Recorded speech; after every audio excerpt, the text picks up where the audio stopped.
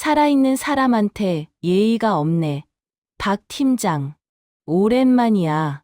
시한부 아내를 버리고 내연녀와 떠난 남편 앞에 죽은 줄 알았던 그녀가 회사의 감사지엔스가 되어 나타났습니다.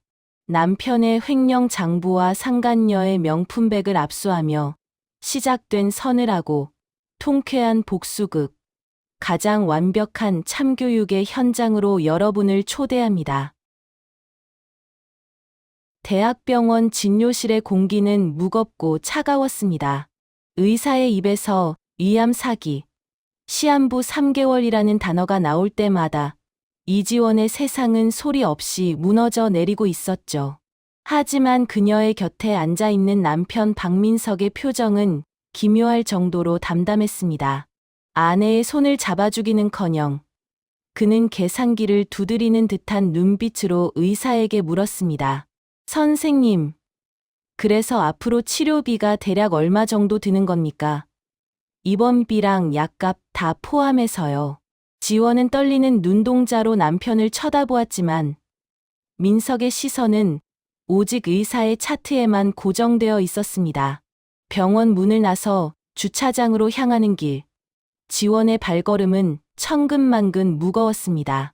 차에 탄 민석은 시동을 걸며 룸미러로 지원의 창백한 얼굴을 힐끔 보더니 마치 귀찮은 숙제를 해결하려는 듯 입을 열었습니다. 여보, 솔직히 말해서 수술은 의미 없다잖아. 당신도 들었지? 지원은 마른 침을 삼키며 무슨 말이냐는 듯 남편을 바라보았습니다. 어차피 가망 없는데 대학병원에 돈 쏟아붓는 거 우리 형편에 오바야. 당신 편하게 쉴 수 있는 호스피스로 가자. 민석의 목소리에는 아내에 대한 걱정보다는 돈이 새 나가는 것에 대한 짜증이 섞여 있었습니다. 그날 밤, 지원이 항암제 부작용으로 화장실에서 구토를 하는 사이, 민석은 안방으로 들어가 서랍을 뒤지기 시작했습니다. 그의 손놀림은 도둑 고양이처럼 재빠르고 은밀했죠. 지원의 지갑에서 신분증을 꺼내고 장롱 깊숙한 곳에 보관된 인감도장과 보험 증권 뭉치를 챙겨 자신의 서류 가방에 쑤셔 넣었습니다. 화장실에서 나온 지원이 비틀거리며 침대에 눕자 민석은 등 돌려 자는 척하며 입가에 비릿한 미소를 지었습니다. 다음 날 아침, 민석은 짐을 싸라는 말 한마디로 지원을 재촉했습니다. 지원은 멍한 정신으로 옷까지 몇 벌을 챙겨 민석의 차에 올랐습니다. 차가 멈춘 곳은 서울이 아닌 경기도 외곽의 낡고 허름한 요양병원이었습니다. 간판의 페인트는 벗겨져 있었고 건물 입구에서는 퀴퀴한 곰팡이 냄새가 코를 찔렀습니다. 여기가 공기도 좋고 조용해서 요양하기 딱이야. 나 회사 일 때문에 바쁘니까 자주 못 와도 이해해. 민석은 지원의 등을 떠밀듯 병원 로비로 들여보내고는 입원 수속을 밟는 척하며 간호사에게 무언가 속삭였습니다. 환자가 안정이 필요해서 그러는데 외부 연락은 일절 차단해 주세요. 전화기도 제가 보관하겠습니다. 민석은 지원에게 다가와 당신 푹 쉬라고 내가 전화기는 가져갈게. 나중에 올 때 돌려줄게. 라며 지원의 손에서 휴대전화를 뺐다시피 가져갔습니다. 지원이 뭐라 항변하기도 전에 민석은 도망치듯 병원을 빠져나갔습니다. 지원은 닫히는 자동문 너머로 멀어지는 남편의 뒷모습을 보며 가슴 한구석이 뻥 뚫리는 듯한 상실감을 느꼈습니다. 그녀가 배정받은 곳은 햇빛도 잘 들지 않는 6인실 병실이었습니다. 병실 안에는 신음하는 노인들과 냄새나는 기저귀 통이 널려 있어 숨을 쉬기도 힘들 지경이었죠. 하지만 민석에게 지원의 고통은 이미 안중에도 없었습니다. 병원 주차장으로 나온 민석은 휘파람을 불며 차에 시동을 걸었습니다. 내비게이션에 인천공항을 찍고 엑셀을 밟자 차는 굉음을 내며 도로 위를 질주했습니다. 잠시 후 약속 장소에 도착한 민석의 차 조수석 문이 열리고 화려한 옷차림의 여자가 올라탔습니다. 내연녀 정유리였습니다. 오빠, 진짜 가는 거야? 그 아줌마는 잘 처리했어. 유리는 민석의 목을 끌어안으며 콧소리를 냈고 민석은 그녀의 허벅지를 쓰다듬으며 능글맞게 웃었습니다. 그럼 완벽하게 박아뒀지. 이제 우리 세상이야. 자기야, 보험금 청구한 거 내일 들어온대. 민석은 지원의 암 진단서를 이용해 수령할 보험금과 그것을 담보로 받은 대출금 내역이 찍힌 통장을 유리에게 흔들어 보였습니다. 두 사람은 괌으로 가는 비행기 티켓과 5성급 호텔 예약 내역을 확인하며 환호성을 질렀습니다. 오빠 최고다. 가서 신나게 놀고 오자. 그 아줌마 죽으면 보험금 더 나오는 거지. 유리의 철없는 질문에 민석은 킬킬거리며 고개를 끄덕였습니다. 당연하지.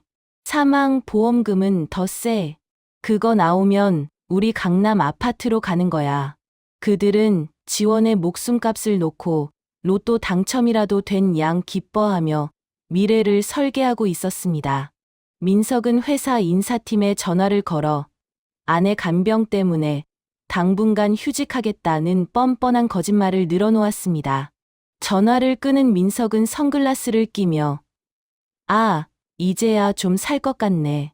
라고 중얼거렸습니다. 한편 요양병원의 밤은 깊어가고 있었습니다. 지원은 딱딱한 침대에 누워 천장의 얼룩을 바라보며 하염없이 눈물을 흘렸습니다. 진통제 하나 없이 생으로 견뎌야 하는 통증이 뼈마디를 갉아먹는 듯했지만 마음의 상처가 더 아팠습니다. 옆 침대에서는 고집불통으로 소문난 최 회장이 간병인에게 식판을 집어 던지며 고래고래 소리를 지르고 있었습니다. 이따위 개밥을 먹으라고 준 거야? 당장 치워. 바닥에 쏟아진 국물과 반찬들이 지원의 침대 밑까지 튀었지만 간병인들은 혀를 차며 무시할 뿐이었습니다. 지원은 힘겹게 몸을 일으켜 휴지를 뜯어 바닥을 닦기 시작했습니다. 최 회장은 씩씩거리며 그런 지원을 노려보았지만 지원은 아무 말 없이 묵묵히 뒷정리를 했습니다. 영감님, 식사하셔야 기운 차리시죠. 제가 좀 치워드릴게요. 지원의 목소리는 힘이 없었지만 그 속에는 따뜻한 온기가 남아 있었습니다. 최 회장은 지원의 행동에 멈칫하며 그녀의 얼굴을 빤히 쳐다보았습니다. 가족도 돈 보고 달려드는 마당에 생판남인, 그것도 죽어가는 환자가 자신을 챙기는 모습이 기이하게 느껴졌던 것입니다. 창밖으로는 비가 내리기 시작했고 지원은 빗소리를 들으며 주먹을 꽉 쥐었습니다. 남편이 자신을 버리고 떠났다는 사실이 사무치게 아팠지만 동시에 오기가 생겨났습니다. 나 이대로는 안 죽어. 절대 못 죽어. 지원의 눈동자 속에 희미하지만 단단한 불꽃이 피어오르기 시작했습니다. 그녀는 반드시 살아서 자신을 짐짝 취급하고 떠난 그들에게 뼈저린 후회를 안겨주리라 다짐했습니다. 차가운 병실의 공기가 지원의 결심을 더욱 단단하게 얼리고 있었습니다. 비 내리는 요양병원의 오후는 지루하리만치 고요했습니다. 이지원은 창백한 얼굴로 침대에 걸터앉아 빗방울이 유리창을 때리는 소리를 멍하니 듣고 있었죠. 항암 치료가 중단된 몸은 하루가 다르게 시들어갔고 복수심마저 고통 앞에서는 희미한 연기처럼 흩어지곤 했습니다.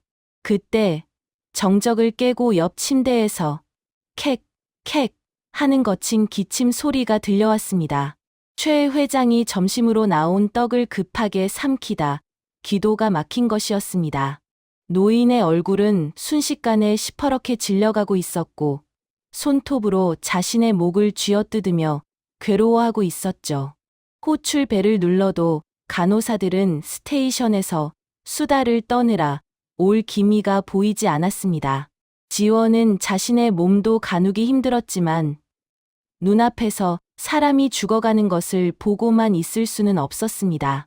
그녀는 비틀거리는 몸을 일으켜 최 회장의 등 뒤로 다가가 있는 힘껏 그의 명치를 감싸 안고 끌어당겼습니다. 앙상한 팔뚝에 핏줄이 터질 듯 솟아올랐고 지원의 입에서도 단내가 터져나왔습니다. 으윽, 할아버지, 조금만 참으세요. 제발. 몇 번의 강한 압박 끝에 최 회장의 목구멍에서 떡 덩어리가 튀어나와 바닥으로 굴러떨어졌습니다. 허억, 허억. 거친 숨을 몰아쉬던 최 회장은 바닥에 주저앉았고 지원 역시 탈진하여 그 옆에 쓰러지듯 누웠습니다. 한참을 헐떡이던 최 회장이 땀에 젖은 눈으로 지원을 바라보며 쉰 목소리로 중얼거렸습니다. 제 몸 하나 건사하기도 힘든 양반이 왜 쓸데없이 오지랖이야. 퉁명스러운 말투였지만 그 눈빛에는 생명의 은인에 대한 깊은 고마움과 미안함이 서려 있었습니다. 그날 저녁 병원 로비가 소란스러워지더니 말끔한 정장을 차려입은 중년 남성이 병실로 들어왔습니다. 그는 최 회장 앞에 정중하게 허리를 숙이며 회장님, 늦어서 죄송합니다. 라고 인사했죠. 그 남자는 국내 굴지의 로펌 소속인 김 변호사였고 고집불통 독거노인인 줄 알았던 최 회장은 사실 수천억대 자산가이자 투자 회사의 오너였습니다.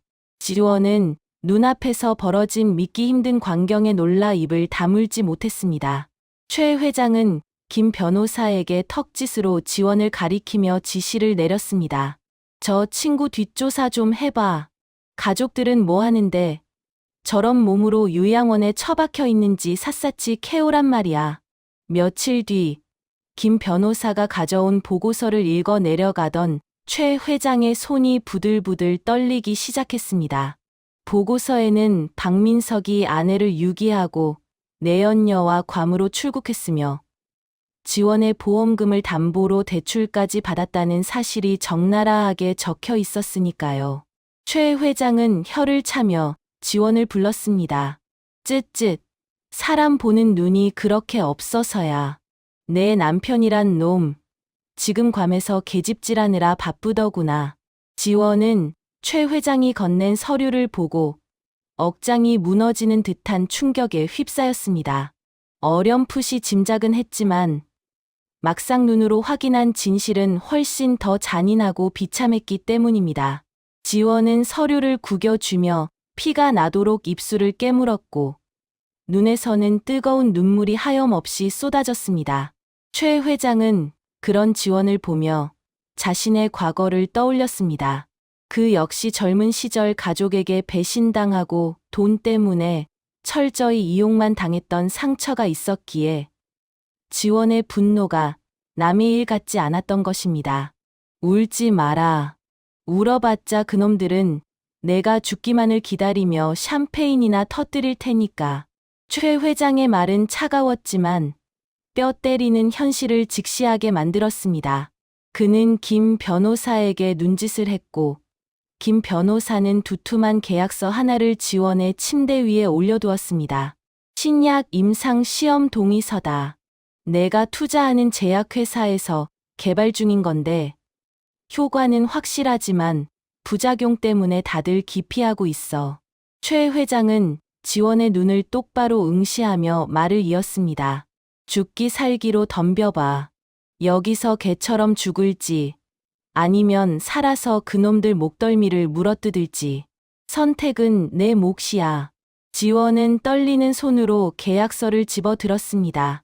더 이상 잃을 것도 물러설 곳도 없는 벼랑 끝에서 그녀가 선택할 수 있는 길은 하나뿐이었습니다. 하겠습니다. 살아서, 반드시 살아서 갚아줄 겁니다. 지원은 펜을 들어 서명란에 자신의 이름을 꾹꾹 눌러 적었습니다. 그것은 단순한 동의서가 아니라 악마들에게 영혼을 팔아서라도 복수하겠다는 피의 서약과도 같았습니다. 그날부로 지원의 병원 생활은 완전히 달라졌습니다. 최 회장의 지시로 그녀는 곰팡이 냄새나는 다인실에서 벗어나 최고급 시설을 갖춘 1인실로 옮겨졌습니다. 김 변호사는 병원 측에 막대한 기부금을 내며 지원을 VIP로 대우하도록 조치했죠. 하지만 신약 투여 과정은 상상을 초월하는 고통의 연속이었습니다. 약물이 혈관을 타고 들어갈 때마다 온몸의 뼈가 으스러지는 듯한 통증이 밀려왔고 머리카락은 한 움큼씩 빠져 베개를 검게 물들였습니다. 지원은 밤새 변기를 붙잡고 위액을 토해내면서도 민석과 유리가 공항에서 웃고 있던 사진을 떠올리며 이를 악물었습니다. 최 회장은 그런 지원의 곁을 묵묵히 지켰습니다. 그는 때로는 호통을 치며 지원의 정신력을 북돋아 주기도 하고 때로는 손수죽을 떠먹여 주며 친할아버지처럼 그녀를 돌보았습니다. 두 사람은 피 한 방울 섞이지 않았지만 배신이라는 공통된 상처를 통해 그 누구보다 끈끈한 가족애를 나누게 되었습니다. 하지만 시간은 야속하게도 최 회장을 기다려주지 않았습니다. 지병이 악화된 최 회장은 임종이 다가오자 김 변호사를 불러 유언장을 작성하게 했습니다. 내 모든 지분과 권한 중 박민석이 다니는 그 회사 대성물산의 지분 30%와 감사 선임권은 이지원에게 넘긴다. 김 변호사는 파격적인 유언 내용에 놀랐지만 최 회장의 뜻이 워낙 확고하여 묵묵히 받아 적었습니다. 최 회장은 지원의 손을 잡고 가쁜 숨을 몰아쉬며 마지막 당부를 남겼습니다. 지원아, 나쁜 놈들은 매가 약이다. 절대 봐주지 마라. 아주 뼛속까지 시리게 만들어줘. 지원은 눈물 범벅이 된 얼굴로 고개를 끄덕였고 최 회장은 그제야 편안한 미소를 지으며 눈을 감았습니다. 장례식은 조촐했지만 지원의 슬픔은 그 어떤 성대한 장례식보다 깊고 무거웠습니다. 그녀는 영정 사진 속에서 호탕하게 웃고 있는 최 회장을 보며 다시 한번 복수의 칼날을 갈았습니다. 계절이 바뀌고 6개월이라는 시간이 흘렀습니다. 의료진들 사이에서 기적이라는 말이 나올 정도로 지원의 상태는 호전되고 있었습니다. 암세포의 크기는 눈에 띄게 줄어들었고 앙상했던 몸에는 조금씩 살이 붙기 시작했습니다. 빠졌던 머리카락도 다시 자라나기 시작해 지원은 짧은 쇼컷 스타일을 유지할 수 있게 되었습니다. 지원은 재활 운동을 하는 틈틈이 김 변호사가 가져다 준 회계 장부와 경영학 서적을 탐독했습니다. 그녀는 본래 회계팀 에이스였던 자신의 능력을 되살려 대성물산의 재무제표를 현미경 보듯 분석했습니다. 밤마다 병실의 불을 밝히고 공부에 매진하는 지원의 눈빛은 예리한 사냥꾼의 그것처럼 빛나고 있었습니다. 장부 속 숫자들은 박민석이 회사 돈을 어떻게 빼돌렸는지 보여주는 지도가 되어 주었고 지원은 그 길을 따라 그들의 숨통을 조일 덫을 놓고 있었습니다. 어느 날 아침 담당 의사가 밝은 표정으로 병실에 들어왔습니다. 축하합니다. 이지원님. 검사 결과 암세포가 거의 사라졌습니다. 이 정도면 완치 판정이나 다름없어요. 지원은 의사의 말을 듣고 거울 속에 자신을 바라보았습니다. 거울 속에는 1년 전 남편에게 버림받고 울던 나약한 여자는 없었습니다. 대신 차갑고 단단한 눈빛을 가진 복수를 위해 다시 태어난 여전사가 서 있었습니다. 창밖에는 화창한 햇살이 내리쬐고 있었지만 지원의 마음속에는 서늘한 폭풍우가 몰아치고 있었습니다. 이제 준비는 끝났습니다. 은인이 남겨준 강력한 무기와 건강해진 몸, 그리고 차곡차곡 쌓아 올린 증거들. 지원은 책상 위에 놓인 대성물산 감사 이지원이라는 명패를 손으로 쓸어보았습니다. 차가운 금속의 감촉이 손끝을 타고 전해지자 입가에 서늘한 미소가 번졌습니다. 기다려, 박민석.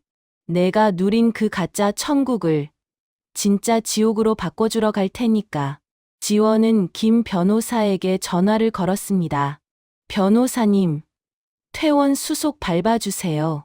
이제 출근해야죠. 수화기를 내려놓는 그녀의 손길에는 한치의 망설임도 없었습니다. 죽음의 문턱에서 돌아온 그녀의 발걸음은 이제 곧장 박민석의 회사를 향할 것입니다. 그곳에서 펼쳐질 핏빛 축제를 예고하듯 병실의 시계 초침 소리가 유난히 크고 날카롭게 울리고 있었습니다. 괌의 에메랄드빛 바다는 눈이 시릴 만큼 투명했고 야자수 사이로 불어오는 바람은 달콤했습니다. 지원이 항암제의 독성 때문에 뼈가 녹아내리는 고통을 겪고 있던 바로 그 시각, 박민석과 정유리는 지상 낙원이라 불리는 최고급 리조트의 프라이빗 비치에 누워 있었습니다. 자결하는 태양 아래 선베드에 누운 유리는 손바닥만한 비키니를 입은 채 쉴 새 없이 셔터를 눌러대고 있었죠. 그녀의 스마트폰 화면 속에는 보정 앱으로 빚어낸 비현실적인 몸매와 사랑받는 여자, 괌에서의 힐링 같은 낯뜨거운 해시태그들이 채워지고 있었습니다. 그녀의 손에 들린 칵테일 잔에는 지원의 피와 같은 보험금이 찰랑거리고 있었지만 유리에게 그것은 그저 자신을 돋보이게 하는 소품에 불과했습니다. 민석은 화려한 하와이안 셔츠를 입고 선글라스를 낀 채 렌트한 핑크색 오픈카의 키를 손가락으로 빙빙 돌리며 다가왔습니다. 그의 얼굴에는 아내를 버렸다는 죄책감 따위는 찾아볼 수 없었고 오히려 공짜 돈으로 얻은 자유에 취해 기름진 개기름만이 흐르고 있었죠.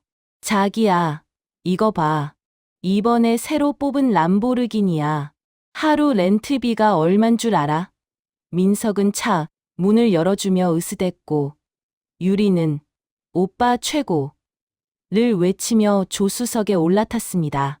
두 사람은 해안 도로를 질주하며 굉음을 냈고 민석은 자신이 마치 세상을 다 가진 성공한 사업가라도 된 듯한 착각에 빠져 있었습니다. 그들이 머무는 1박에 수백만 원짜리 스위트룸에는 룸서비스로 시킨 랍스터와 최고급 샴페인 병들이 뒹굴고 있었습니다. 민석은 지원의 암 진단비로 받은 수천만 원과 담보, 대출금까지 합쳐 흥청망청 돈을 뿌리고 다녔습니다. 현지 카지노에 들러 하룻밤에 수백만 원을 탕진하고도 어차피 아내 죽으면 사망보험금 나오니까 라며 호탕하게 웃어 넘겼습니다. 그들의 낮과 밤은 쾌락과 사치로 점철되어 있었고 그 시간 동안 지원의 존재는 그들의 기억 속에서 완전히 지워진 듯했습니다. 하지만 화수분 같았던 돈도 낭비 앞에서는 바닥을 드러내기 마련이었습니다. 몇 달이 지나자 통장 잔고는 급격히 줄어들었고 카드사에서는 한도 초과 알림 문자가 날아오기 시작했습니다. 오빠, 나 이번에 신상 백 하나만 더 사주면 안 돼. 친구들이 다 샀단 말이야. 유리는 민석의 팔에 매달려 콧소리를 냈지만 민석의 표정은 예전처럼 여유롭지 못했습니다. 그는 초조한 듯 입술을 뜯으며 스마트폰 뱅킹 앱을 수십 번씩 새로 고침했지만 숫자는 늘어나지 않았습니다. 결국 민석은 한국에 있는 부동산 대리인에게 전화를 걸어 지원 명의로 되어 있던 전세 아파트의 보증금까지 손을 댔습니다. 위임장을 위조하고 인감도장을 찍어 급하게 빼돌린 보증금은 그들의 쾌락을 연장해주는 연료가 되었습니다. 이게 마지막이야. 이제 진짜 아내 사망 보험금 나올 때까지는 아껴 써야 해. 민석의 당부에도 유리는 귓등으로 듣는 척하며 쇼핑몰 사이트를 뒤적거렸습니다. 불안감이 스멀스멀 올라오자 민석은 그제야 요양병원에 있는 지원의 생사가 궁금해졌습니다. 걱정이 되어서가 아니라 그녀가 죽어야만 거액의 사망보험금을 수령할 수 있기 때문이었죠. 민석은 베란다 구석으로 가서 요양병원 번호를 눌렀습니다. 하지만 수화기 너머에서는 지금 거신 번호는 없는 번호이거나 라는 기계음만 들려올 뿐 연결되지 않았습니다. 김 변호사가 이미 손을 써서 민석의 번호를 차단하고 병원 측에 민석의 접근을 막아두었기 때문입니다. 몇 번의 시도 끝에 민석은 전화기를 침대 위로 던지며 묘한 안도감과 함께 제멋대로인 결론을 내렸습니다. 연락 안 되는 거 보니까 죽었나 보네. 하긴 그 몸으로 1년을 버티는 게 말이 안 되지. 그는 지원이 이미 사망했고 병원 측에서 보호자인 자신과 연락이 닿지 않아 처리를 못하고 있을 것이라 확신했습니다. 자기야, 가자. 한국으로. 이제 큰돈 만지러 가야지. 민석의 말에 유리는 눈을 반짝이며 짐을 싸기 시작했습니다. 가방 안에는 입지도 않은 명품 옷들과 태그도 떼지 않은 구두들이 구겨진 채 처박혔습니다. 귀국하는 날, 괌 공항 면세점 앞을 지나던 유리의 발걸음이 멈췄습니다. 쇼윈도에 진열된 한정판 샤넬 백이 그녀의 시선을 사로잡았기 때문입니다. 오빠, 저거 딱 하나만. 한국 가면 사망보험금 나오잖아. 응? 나 저거 없으면 죽을 것 같아. 유리는 바닥에 주저앉을 기세로 때를 썼고 민석은 한숨을 쉬면서도 지갑에서 마지막 남은 신용카드를 꺼냈습니다. 이번이 진짜 마지막이야. 한도 초과 나오면 개망신이니까 기도해라. 다행히 결제 승인 문자가 띠링 하고 울렸고 유리는 세상을 다 얻은 듯 가방을 끌어안고 춤을 췄습니다. 그들은 땡전 한 푼 남지 않은 빈털터리 상태였지만 곧 들어올 5억 원의 사망 보험금을 믿고 비즈니스석에 올랐습니다. 기내에서 제공되는 와인을 마시며 두 사람은 서울 강남의 아파트 시세를 검색하고 인테리어 업체를 알아보며 김칫국을 사발로 들이켰습니다. 오빠, 나는 화이트 톤 인테리어가 좋아. 드레스룸도 크게 만들고. 그래, 그래. 당신 하고 싶은 대로 다 해. 그동안 썩은 아파트에서 사느라 고생했잖아. 그들이 말하는 고생이란 지원의 희생 위에서 누렸던 편안함을 의미하는 것이었기에 그 대화는 더욱 역겹게 들렸습니다. 인천공항 입국장을 빠져나오는 두 사람의 얼굴은 시차 적응이 안 되어 푸석했지만 눈빛만은 탐욕으로 번들거렸습니다. 카트에 산더미처럼 쌓인 캐리어와 면세점 쇼핑백들을 밀며 그들은 마치 개선장군이라도 된 듯 당당하게 걸어 나왔습니다. 입국장 로비의 대형 TV 전광판에서는 뉴스가 흘러나오고 있었습니다. 기적의 항암 신약, 임상시험 성공, 말기 암 환자 완치 사례 잇따라 아나운서의 멘트와 함께 자료 화면으로 짧은 머리에 안경을 쓴 여성이 씩씩하게 재활 운동을 하는 뒷모습이 스쳐 지나갔습니다. 하지만 민석과 유리는 스마트폰으로 택시를 호출하느라 그 뉴스를 보지 못했습니다. 설사 봤다 하더라도 그 건강하고 세련된 여성이 다 죽어가던 지원일 것이라고는 상상조차 못했을 것입니다. 택시 왔다. 오빠, 우리 어디로 가? 보험사부터 가. 유리가 민석의 팔을 잡아 끌며 물었습니다. 민석은 넥타이를 고쳐 매며 짐짓 심각한 표정을 지었습니다. 아니, 회사부터 가야지. 1년이나 휴직했는데 복직 신고부터 해야 월급이 나올 거 아니야. 그리고 직원들한테 선물도 좀 돌리면서 분위기 좀 잡아야지. 민석은 자신이 회사에 돌아가면 모두가 반겨주고 예전처럼 팀장으로서 권력을 누릴 수 있을 것이라 믿어 의심치 않았습니다. 그는 면세점에서 산 싸구려 초콜릿 세트가 든 쇼핑백을 챙기며 비릿한 웃음을 흘렸습니다. 보험사는 내일 가도 돼. 어차피 죽은 사람은 말이 없으니까. 택시에 짐을 싣고 공항 고속도로를 달리는 동안 창밖의 풍경은 빠르게 뒤로 밀려났습니다. 민석은 차창에 비친 자신의 얼굴을 보며 머리를 쓸어 넘겼습니다.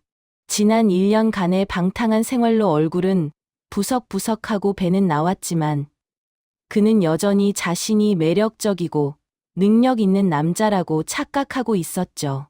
유리는 뒷좌석에서 괌에서 찍은 사진들을 보정하며 한국 도착, 이제부터 꽃길 시작이라는 멘트와 함께 업로드 버튼을 눌렀습니다.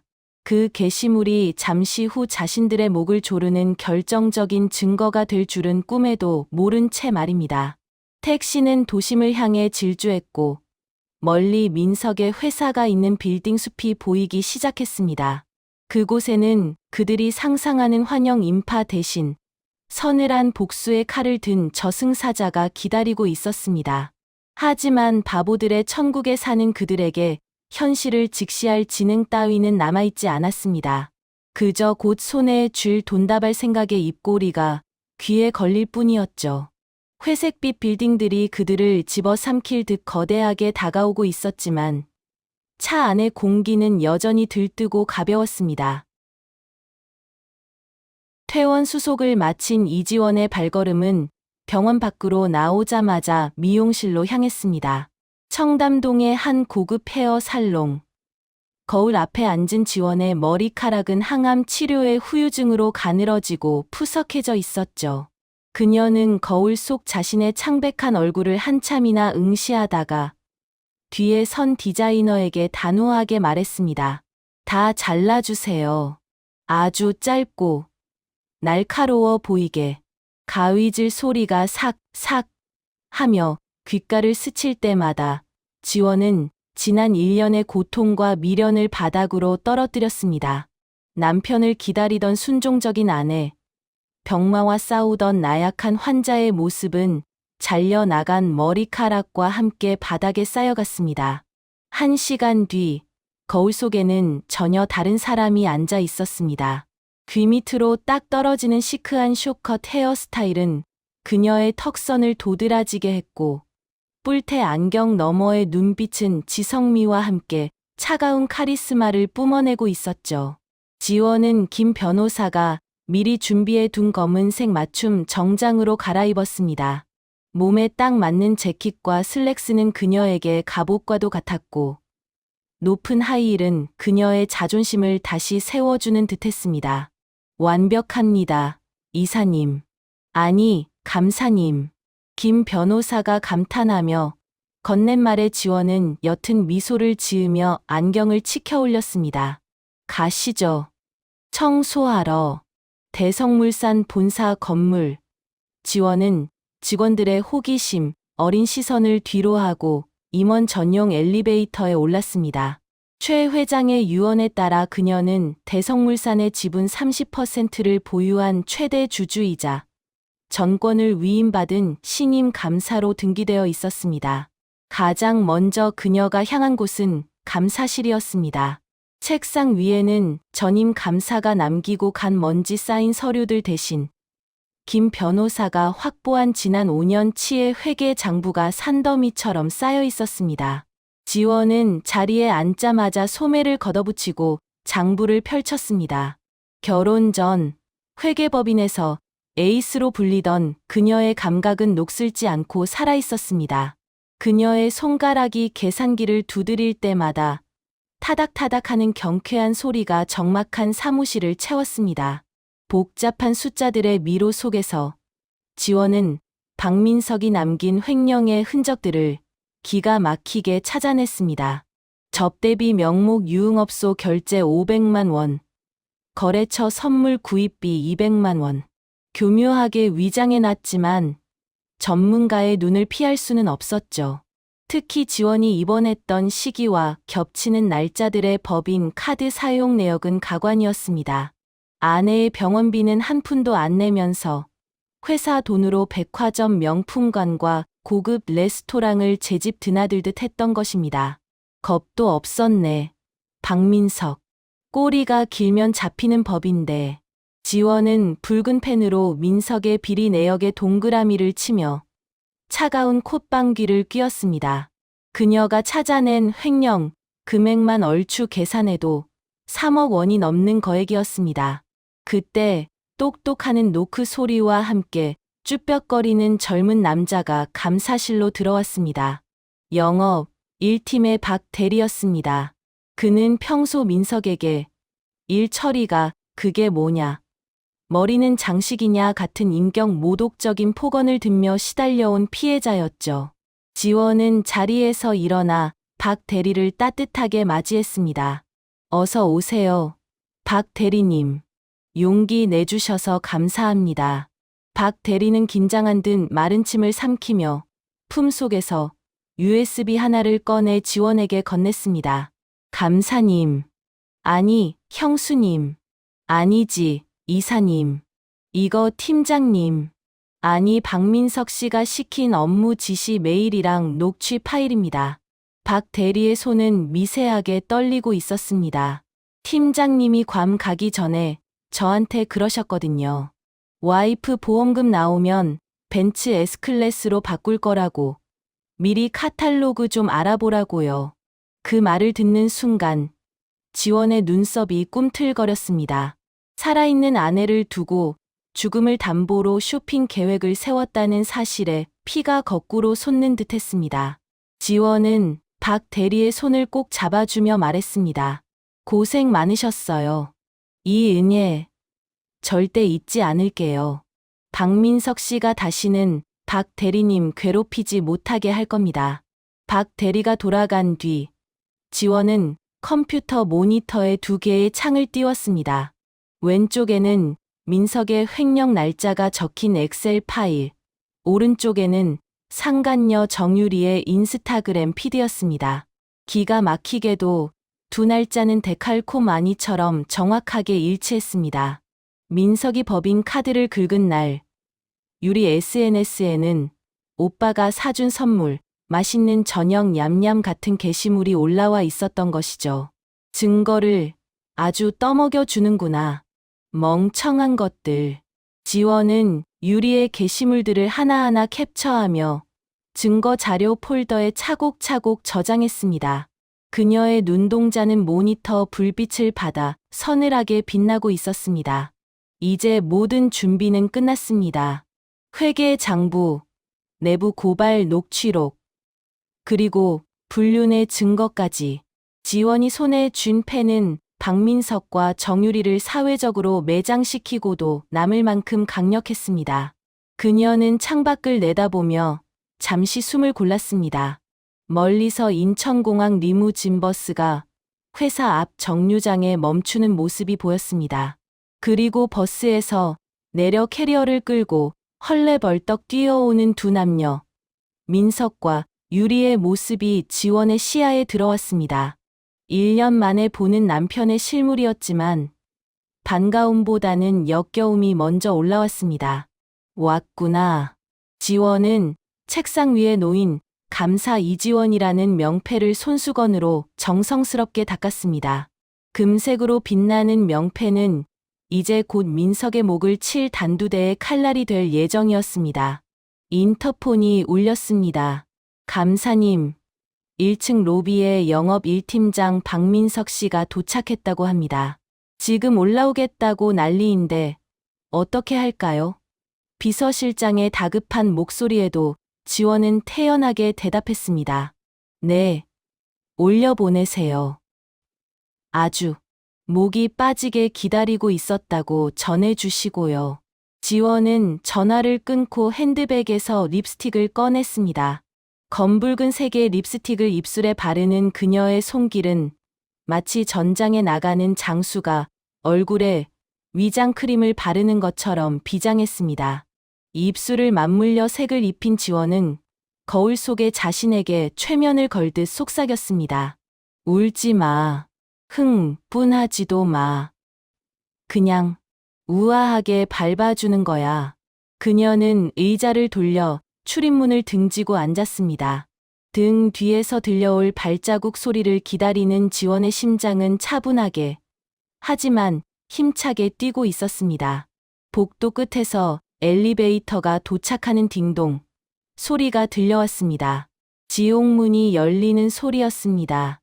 이제 곧 문이 열리면 박민석은 자신의 인생에서 가장 끔찍하고도 놀라운 서프라이즈 파티를 마주하게 될 것입니다.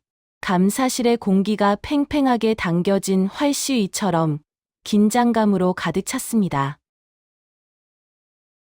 대성물산 본사 건물의 자동문이 부드러운 기계음과 함께 양옆으로 열렸습니다.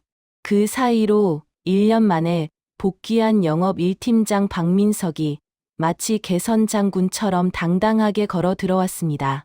그의 양손에는 공항 면세점에서 급하게 산 싸구려 초콜릿 쇼핑백이 들려 있었지만 걸음걸이만큼은 금이 환영한 영웅의 그것과 다를 바 없었죠.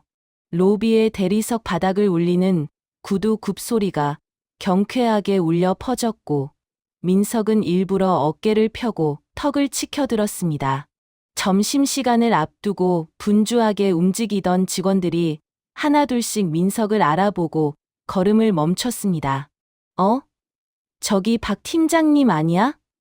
맞네. 1년 동안 휴직하더니 복귀했나 봐. 직원들 사이에서 웅성거리는 소리가 들려오자 민석은 입가에 회심의 미소를 지었습니다. 그는 직원들이 자신을 보며 수군거리는 것이 1년 만에 복귀에 대한 반가움과 부러움 때문이라고 철석같이 믿고 있었으니까요. 사실 직원들의 눈빛은 경멸과 호기심, 그리고 곧 벌어질 사태에 대한 흥미진진함으로 가득 차 있었지만 민석의 눈에는 오직 자신을 향한 스포트라이트만 보일 뿐이었습니다. 민석은 지나가는 여직원에게 윙크를 날리며 쇼핑백을 흔들어 보였습니다. 미스 김, 오랜만이야. 내가 없는 동안 회사가 잘 돌아갔나 모르겠네. 다들 내 빈자리가 컸지. 여직원은 당황한 듯 어색하게 고개를 숙이며 황급히 자리를 피했습니다.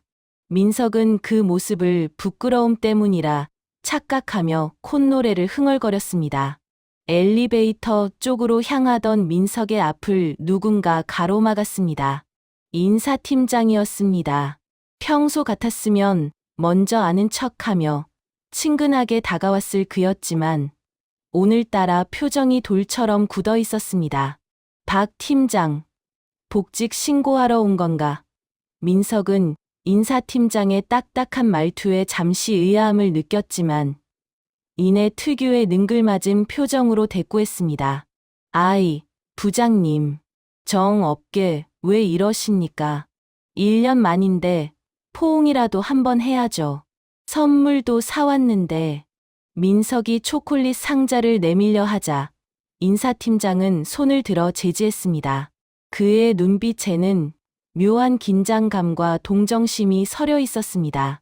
선물은 됐고 지금 당장 15층 감사실로 올라가게. 신임 감사님이 자네를 급히 찾으시네. 감사실이요? 저 오자마자요?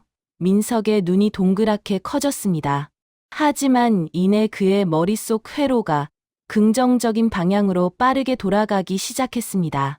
신임 감사, 새로 오신 분이 내 영업 실력을 익히 듣고 바로 부르시는 건가?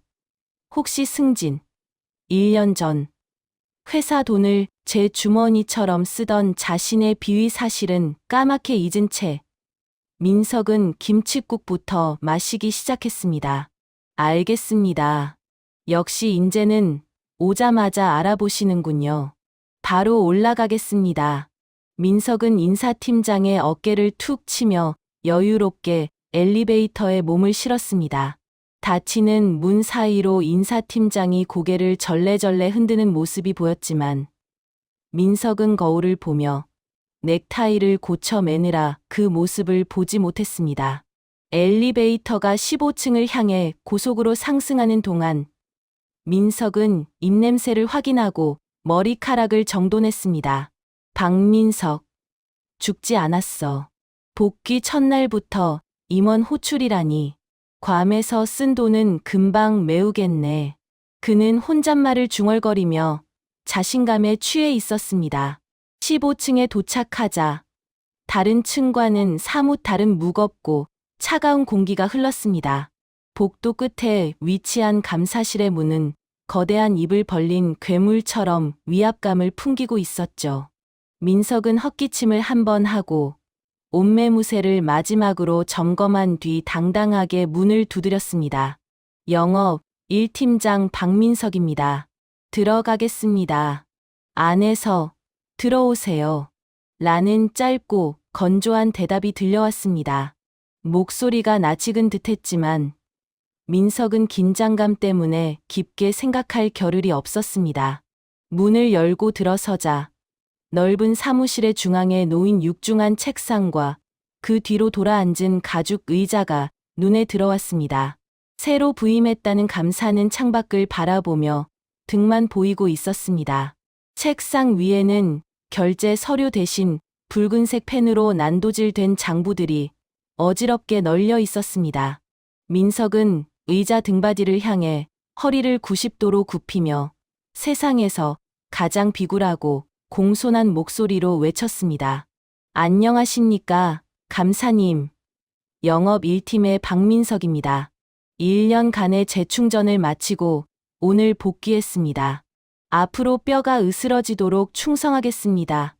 정막이 감도는 사무실에는 민석의 우렁찬 목소리만이 쩌렁쩌렁 울렸습니다. 잠시 후 끼익 하는 소름 끼치는 소리와 함께 의자가 천천히 회전하기 시작했습니다. 민석은 감사의 얼굴을 확인하고 눈도장을 찍기 위해 고개를 살짝 들었습니다. 돌아가는 의자에서 검은색 정장을 입은 여성이 다리를 꼬고 앉아 있는 모습이 드러났습니다. 슈어컹 머리에 뿔테 안경, 그리고 차가운 눈빛. 민석은 처음 보는 사람이라고 생각하며 미소를 지으려던 찰나 여성이 안경을 살짝 내리며 민석을 정면으로 응시했습니다. 그 순간 민석의 심장이 덜컥 내려앉으며 호흡이 멈췄습니다. 그 눈, 그 인매, 그리고 자신을 바라보는 저 경멸 어린 시선. 비록 헤어스타일과 분위기는 완전히 달라졌지만 그녀는 민석이 10년을 함께 살았던, 그리고 1년 전 요양병원에 버리고 온 아내 이지원이었습니다. 민석의 입에서 바람 빠지는 소리가 새어 나왔습니다. 들고 있던 초콜릿 쇼핑백이 툭 하고 바닥으로 떨어지며 요란한 소리를 냈습니다. 그의 동공은 지진이 난 듯 격렬하게 흔들렸고 다리에는 힘이 풀려 그 자리에 털썩 주저앉고 말았습니다. 귀신. 민석은 뒷걸음질 치며 바닥을 기었습니다. 분명 죽었을 것이라 확신했던 아내가 그것도 멀쩡한 모습으로 자신이 다니는 회사의 상석에 앉아 있다는 사실을 뇌가 받아들이지 못하고 오류를 일으킨 것입니다.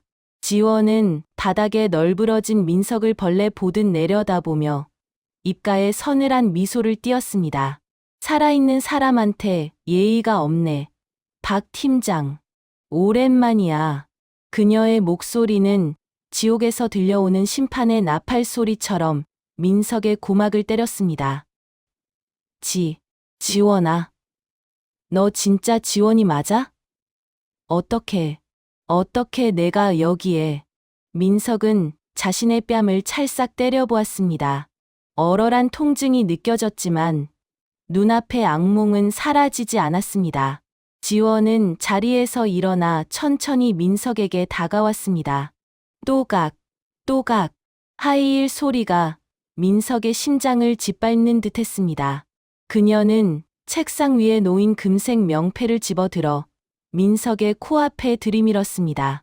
대성물산 감사 이지원 햇빛을 받아 번쩍이는 명패가 민석의 눈을 멀게 할 것 같았습니다.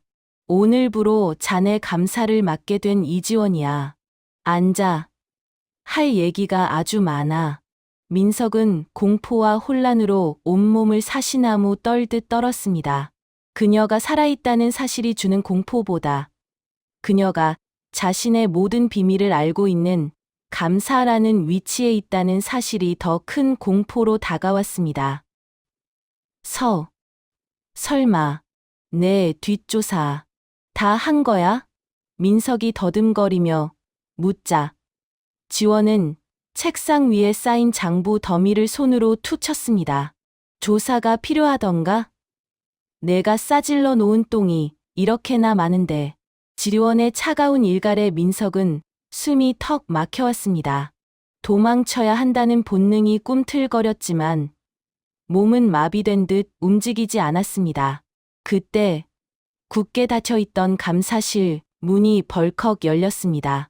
오빠, 왜 이렇게 안 나와? 나 배고파 죽겠어. 빨리 밥 먹으러 가자니까. 눈치라고는 약에 쓰려도 없는 정유리가 콧소리를 내며 감사실로 들이닥쳤습니다. 그녀는 사무실의 살벌한 분위기는 감지하지 못한 채 또각거리는 구두 소리를 내며 안으로 성큼성큼 들어왔습니다. 유리의 눈에 바닥에 주저앉아 벌벌 떨고 있는 민석의 모습이 들어왔습니다. 오빠, 바닥에서 뭐해? 절이라도 하는 거야? 유리가 킥킥거리며 고개를 들었을 때 그녀의 시선 끝에 서 있는 지원과 마주쳤습니다.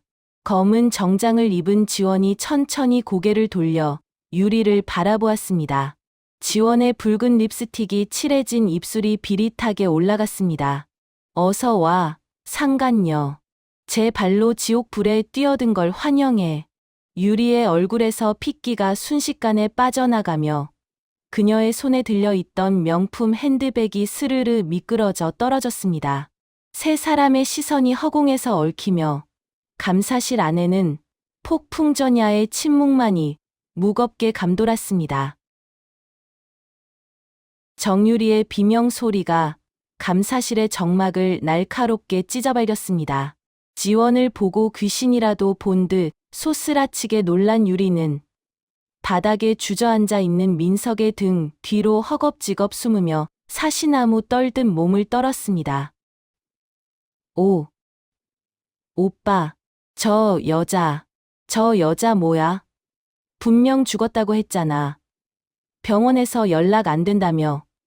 유리의 입에서 튀어나온 말은 그녀들의 추악한 민낯을 스스로 증명하는 꼴이었죠. 지원은 그 꼴을 한심하게 바라보며 책상 위에 놓인 리모컨을 집어 들었습니다. 어서 와, 정유리. 밥 배고프다고? 구치소 가면 콩밥 질리게 줄 텐데 벌써부터 보채고 그래. 지원의 목소리에는 서늘한 조소가 섞여 있었습니다. 유리는 얼굴이 하얗게 질려 민석의 옷자락을 움켜쥐었지만 이미 넋이 나간 민석은 유리를 보호해 줄 여력 따위는 없었습니다. 지원이 리모컨 버튼을 누르자 감사실 한쪽 벽면을 가득 채운 대형 스크린이 천천히 내려왔습니다. 지잉 하는 모터 소리가 마치 단두대가 내려오는 소리처럼 공포스럽게 들렸습니다.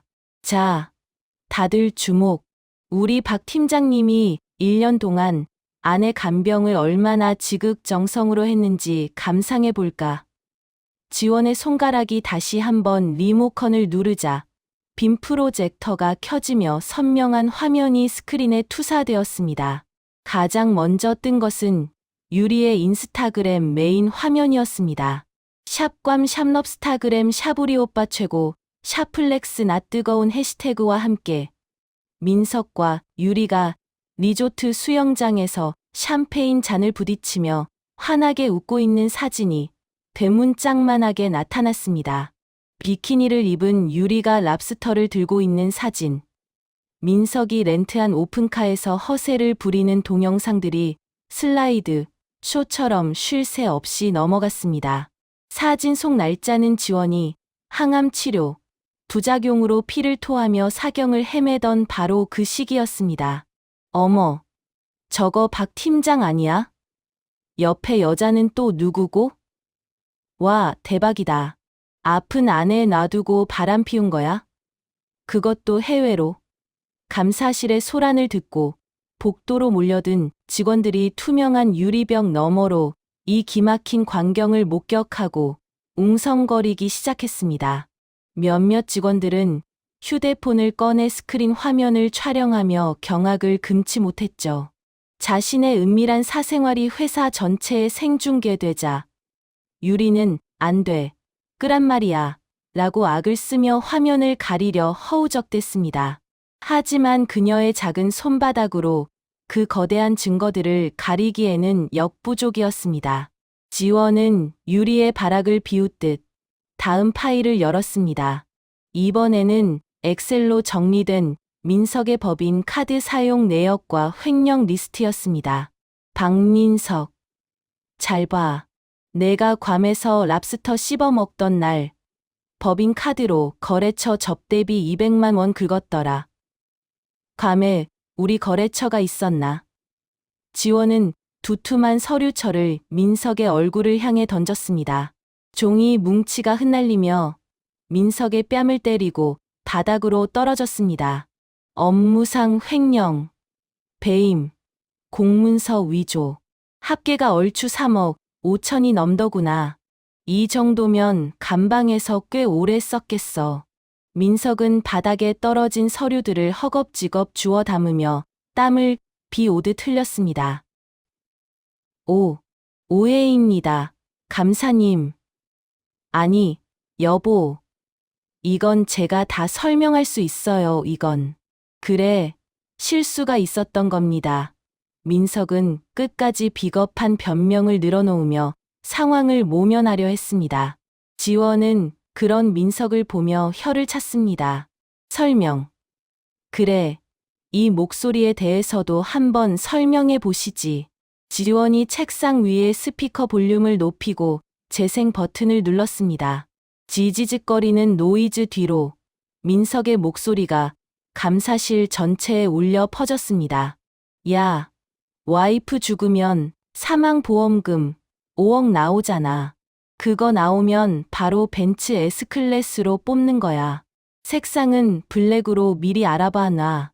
박 대리가 녹음해서 넘겨준 결정적인 내부 고발 파일이었습니다.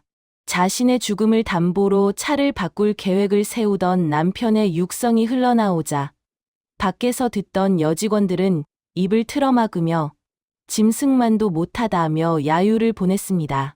완벽한 증거 앞에서 민석의 얼굴은 흙빛으로 변해버렸습니다. 더 이상 빠져나갈 구멍이 없음을 직감한 그는 생존 본능에 따라 가장 추악한 선택을 하고 말았습니다. 민석은 갑자기 벌떡 일어나 옆에 있던 유리의 뺨을 짝 소리가 나도록 후려갈겼습니다. 악! 유리가 비명을 지르며 바닥으로 쓰러졌습니다. 민석은 삿대질을 하며 지원에게 억울하다는 듯 소리쳤습니다. 여보, 다 이 여자가 꼬셔서 그런 거야. 나는 안 간다고 했는데 이 여자가 괌 가자고 조르고 가방 사달라고 난리를 쳐서 어쩔 수 없었다고. 그는 1분 전까지 사랑한다고 속삭였던 내연녀를 가차없이 버리고 모든 죄를 그녀에게 뒤집어 씌웠습니다. 야, 박민석, 내가 미쳤구나. 바닥에 쓰러져 있던 유리가 도끼 품은 눈으로 벌떡 일어났습니다. 믿었던 남편 불륜남의 배신에 이성을 잃은 유리는 민석에게 달려들어 머리채를 휘어잡았습니다. 내가 먼저 꼬셨잖아. 와이프 금방 죽는다고. 죽으면 강남 아파트 사준다고 꼬신 게 누군데. 내 인생 물어내. 이 나쁜 놈아. 이거 안 놔. 이 미친년이 어디서 행패야. 민석과 유리는 서로의 머리채를 잡고 짐승처럼 엉겨붙어 뒹굴기 시작했습니다.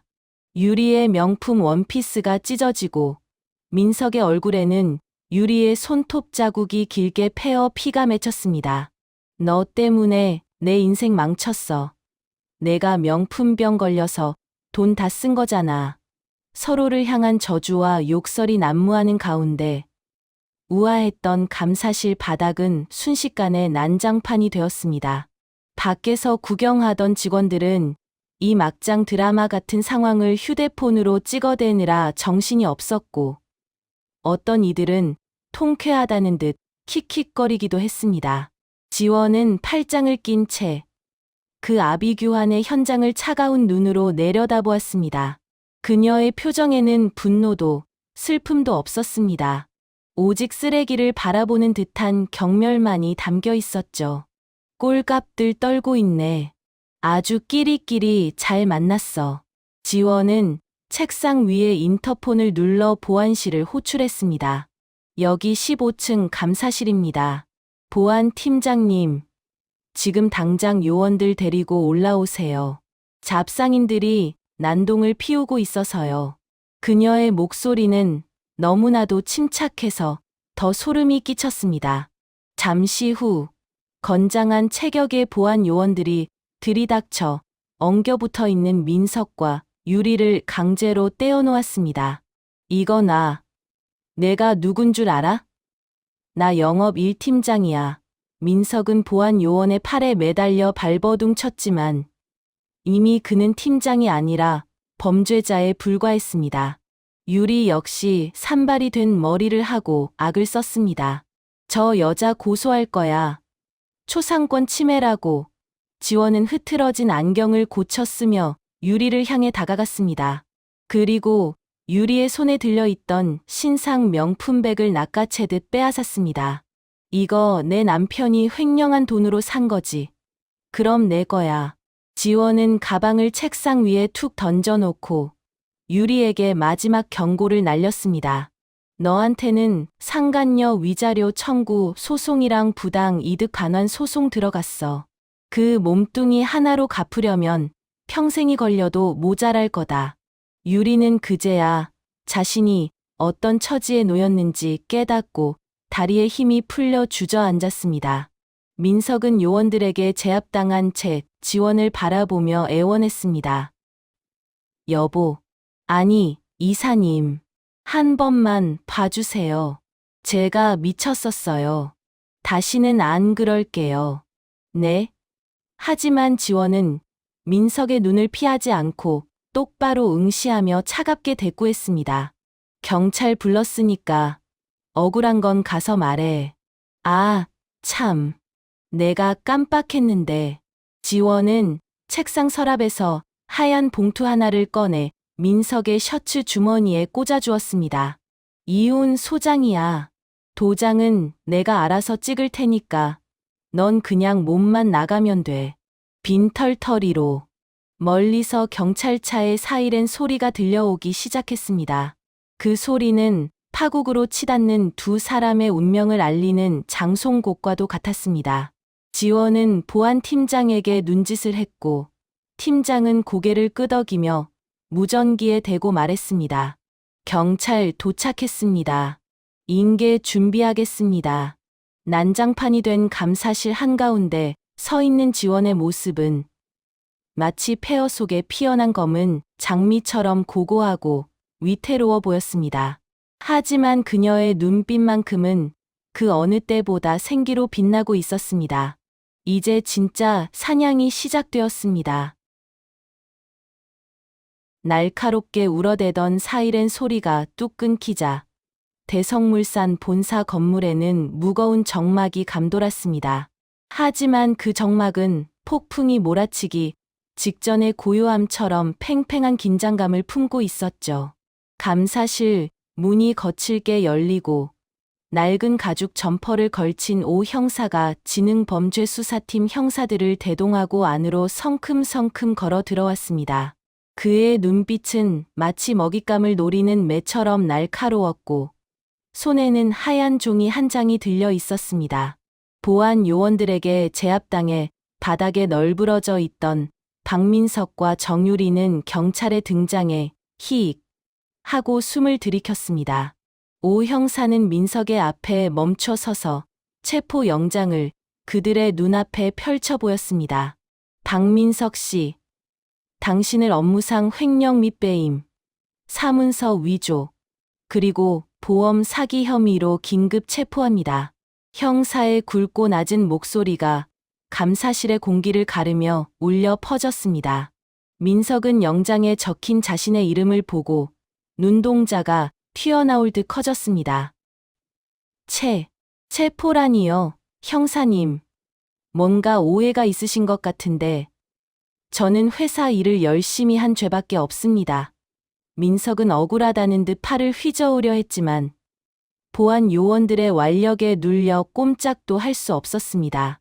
오 형사는 민석의 변명 따위는 들을 가치도 없다는 듯 코웃음을 쳤습니다. 열심히 한 게 횡령입니까? 증거는 차고 넘치니까 가서 조사받으시죠. 오 형사가 눈짓을 하자 뒤에 있던 형사가 민석의 손목을 낚아채고 등 뒤로 꺾었습니다. 철컥 하는 차가운 금속음과 함께 민석의 손목에 은색 수갑이 채워졌습니다. 그 소름 끼치는 소리에 민석의 몸이 감전된 듯 튀어 올랐다가 바닥으로 무너져 내렸습니다. 손목을 조여오는 차가운 감촉이 느껴지자 그제야 민석은 자신이 건널 수 없는 강을 건넜음을 실감했습니다. 현실을 자각한 민석의 시선이 다급하게 이지원을 향했습니다.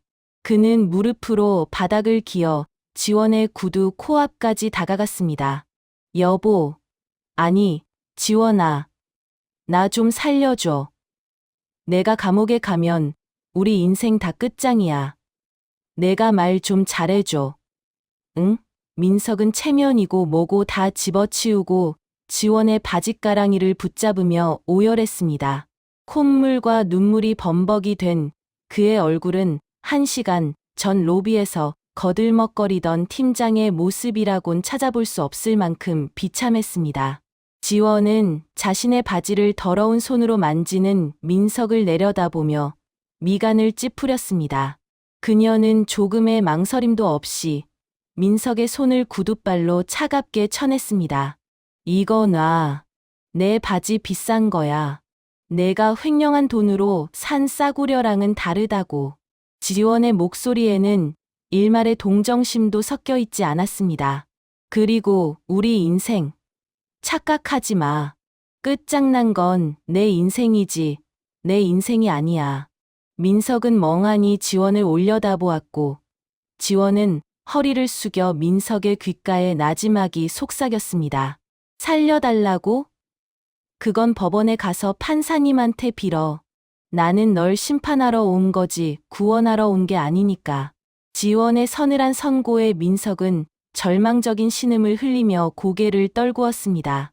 옆에 있던 유리는 자신에게 다가오는 형사를 보고 뒷걸음질 쳤습니다.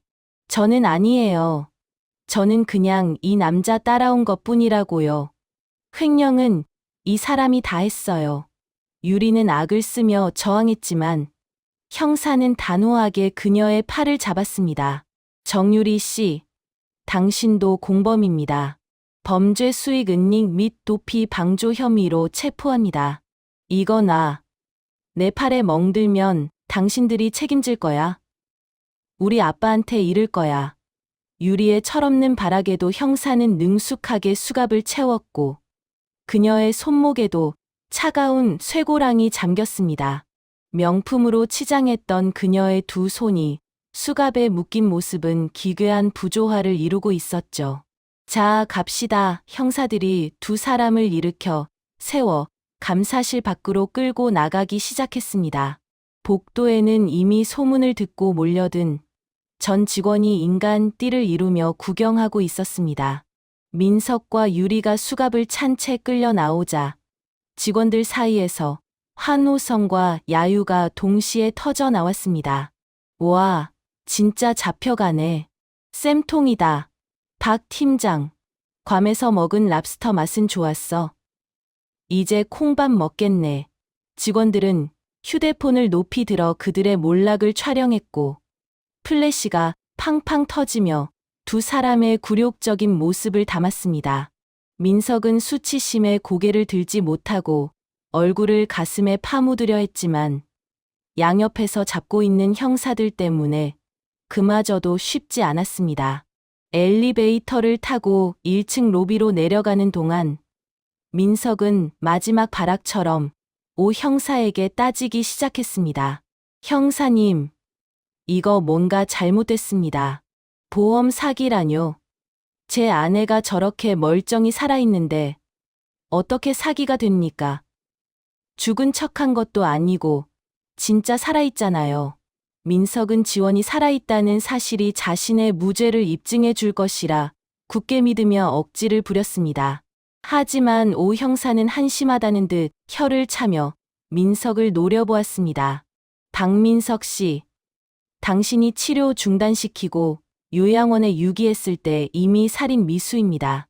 아내분이 스스로 살아남으신 거지. 당신이 살려준 게 아니잖아요. 오 형사의 팩트 폭격에 민석은 꿀 먹은 벙어리가 되어 입을 다물었습니다. 그리고 사망보험금 노리고 고의로 방치한 정황, 녹취록에 다 나와 있습니다. 살인 미수 혐의도 추가 적용 검토 중이니까 가서 변호사나 잘 구해보쇼. 살인 미수라는 무시무시한 단어에 민석의 다리가 풀려 주저앉을 뻔했습니다. 단순한 횡령범이 아니라 살인자가 될 수도 있다는 공포가 그의 뼛속까지 파고들었습니다. 회사 정문 앞은 이미 김 변호사가 미리 언지를 준 덕분에 기자들로 인산인해를 이루고 있었습니다.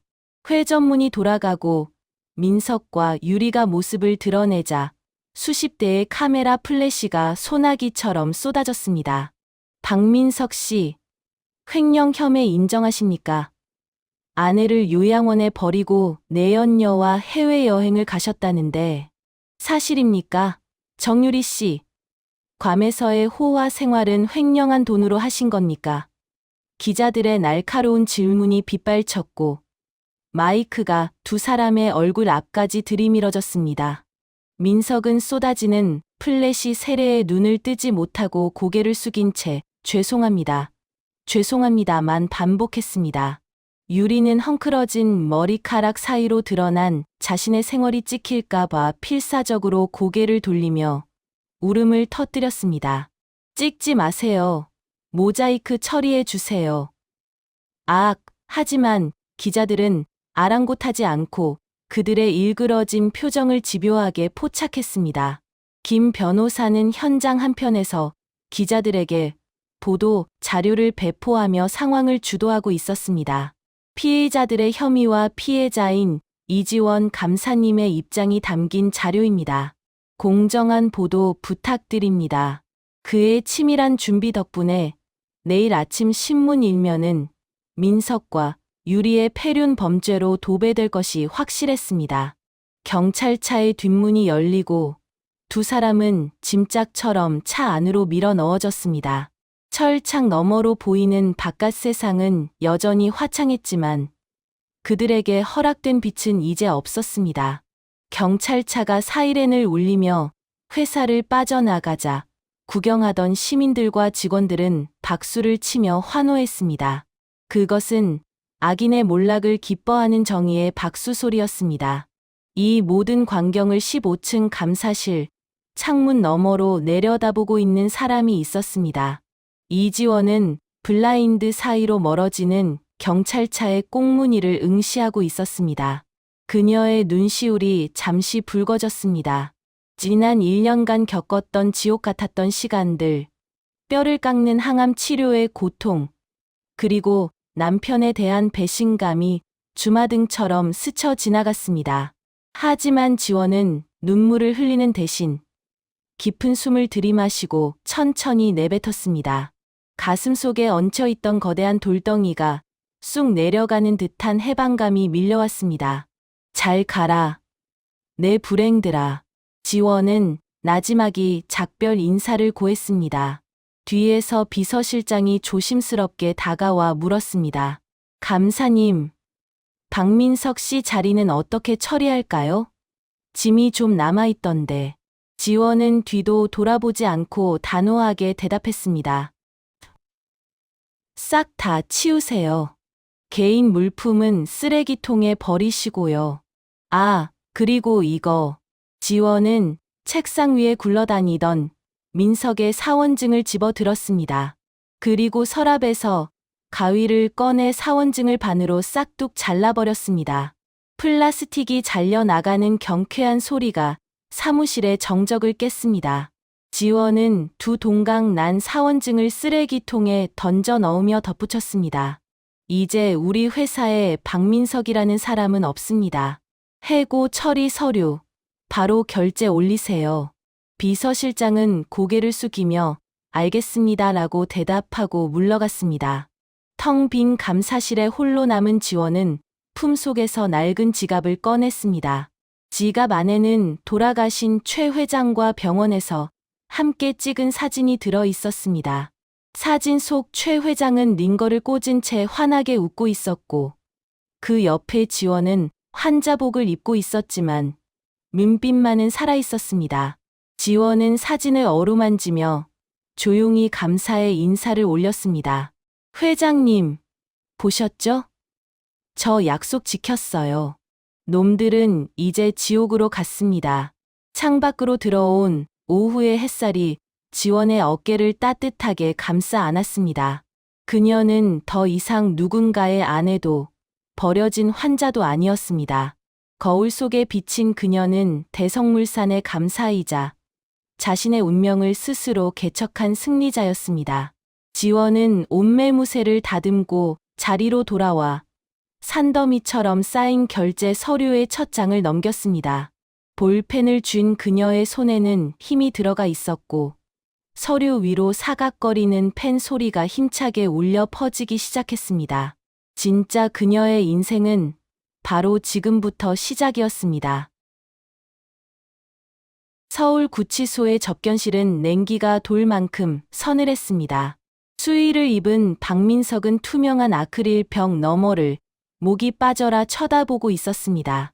그의 몰골은 불과 며칠 전 회사 로비에서 거들먹거리던 때와는 딴판이었습니다.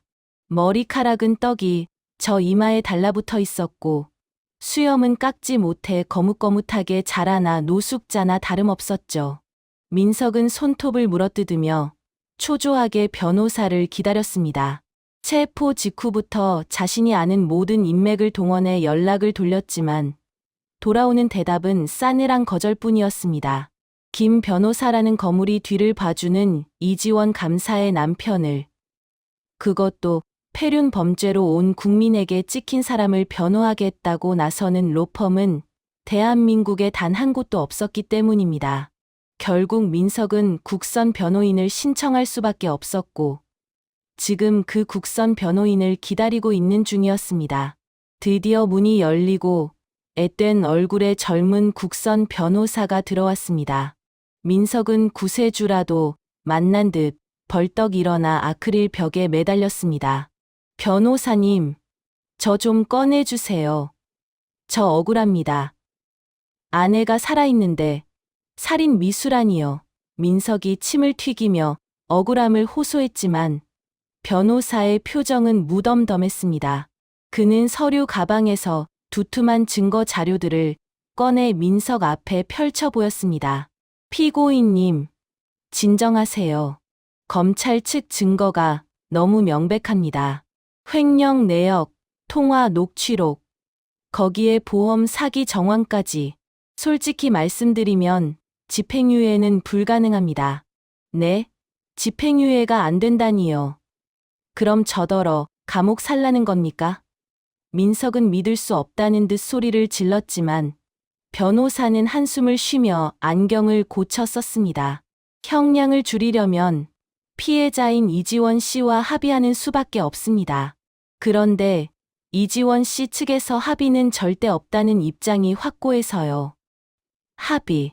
그 단어를 듣는 순간 민석의 머릿속이 하얗게 변했습니다. 지원이 자신을 용서할 리 없다는 것을 누구보다 잘 알고 있었기에 그 말은 곧 사형 선고나 다름없었습니다. 민석은 의자에 힘없이 주저앉으며 머리를 감싸 쥐었습니다. 망했다. 진짜 망했어. 접견 시간이 끝나고 교도관에게 끌려나가는 민석의 등 뒤로 철문이 쾅 하고 닫히는 소리가 무겁게 울려 퍼졌습니다. 같은 시각 정유리의 오피스텔에는 지옥도가 펼쳐지고 있었습니다. 현관문 도어락이 강제로 뜯겨나가고 법원 집행관들과 채권단이 우르르 들이닥쳤습니다. 압류 집행하러 왔습니다. 비키세요. 유리는 잠옷 차림으로 뛰쳐나와 그들을 막아서려 했지만 역부족이었습니다. 집행관들은 능숙한 솜씨로 집안 곳곳에 빨간 압류 딱지를 붙이기 시작했습니다. 유리가 괌에서 민석의 카드로 긁어 모은 샤넬, 루이비통 가방들이 진열장에서 끌려 나와 거실 바닥에 내동댕이 쳐졌습니다. 안 돼. 내 아기들. 그거 한정판이란 말이야. 손대지 마. 유리는 가방을 끌어안고 발악했지만 집행관은 가방 위에도 가차 없이 빨간 딱지를 턱 하니 붙였습니다. TV, 냉장고, 심지어 유리가 아끼던 명품 구두 컬렉션까지 모조리 압류 대상이었습니다. 집 안은 순식간에 쓰레기장처럼 변해버렸고 유리의 자존심과 허영심도 그 쓰레기들과 함께 바닥을 뒹굴었습니다. 그때 열린 현관문으로 험상궂은 사내들이 들어왔습니다. 사채업자들이었습니다.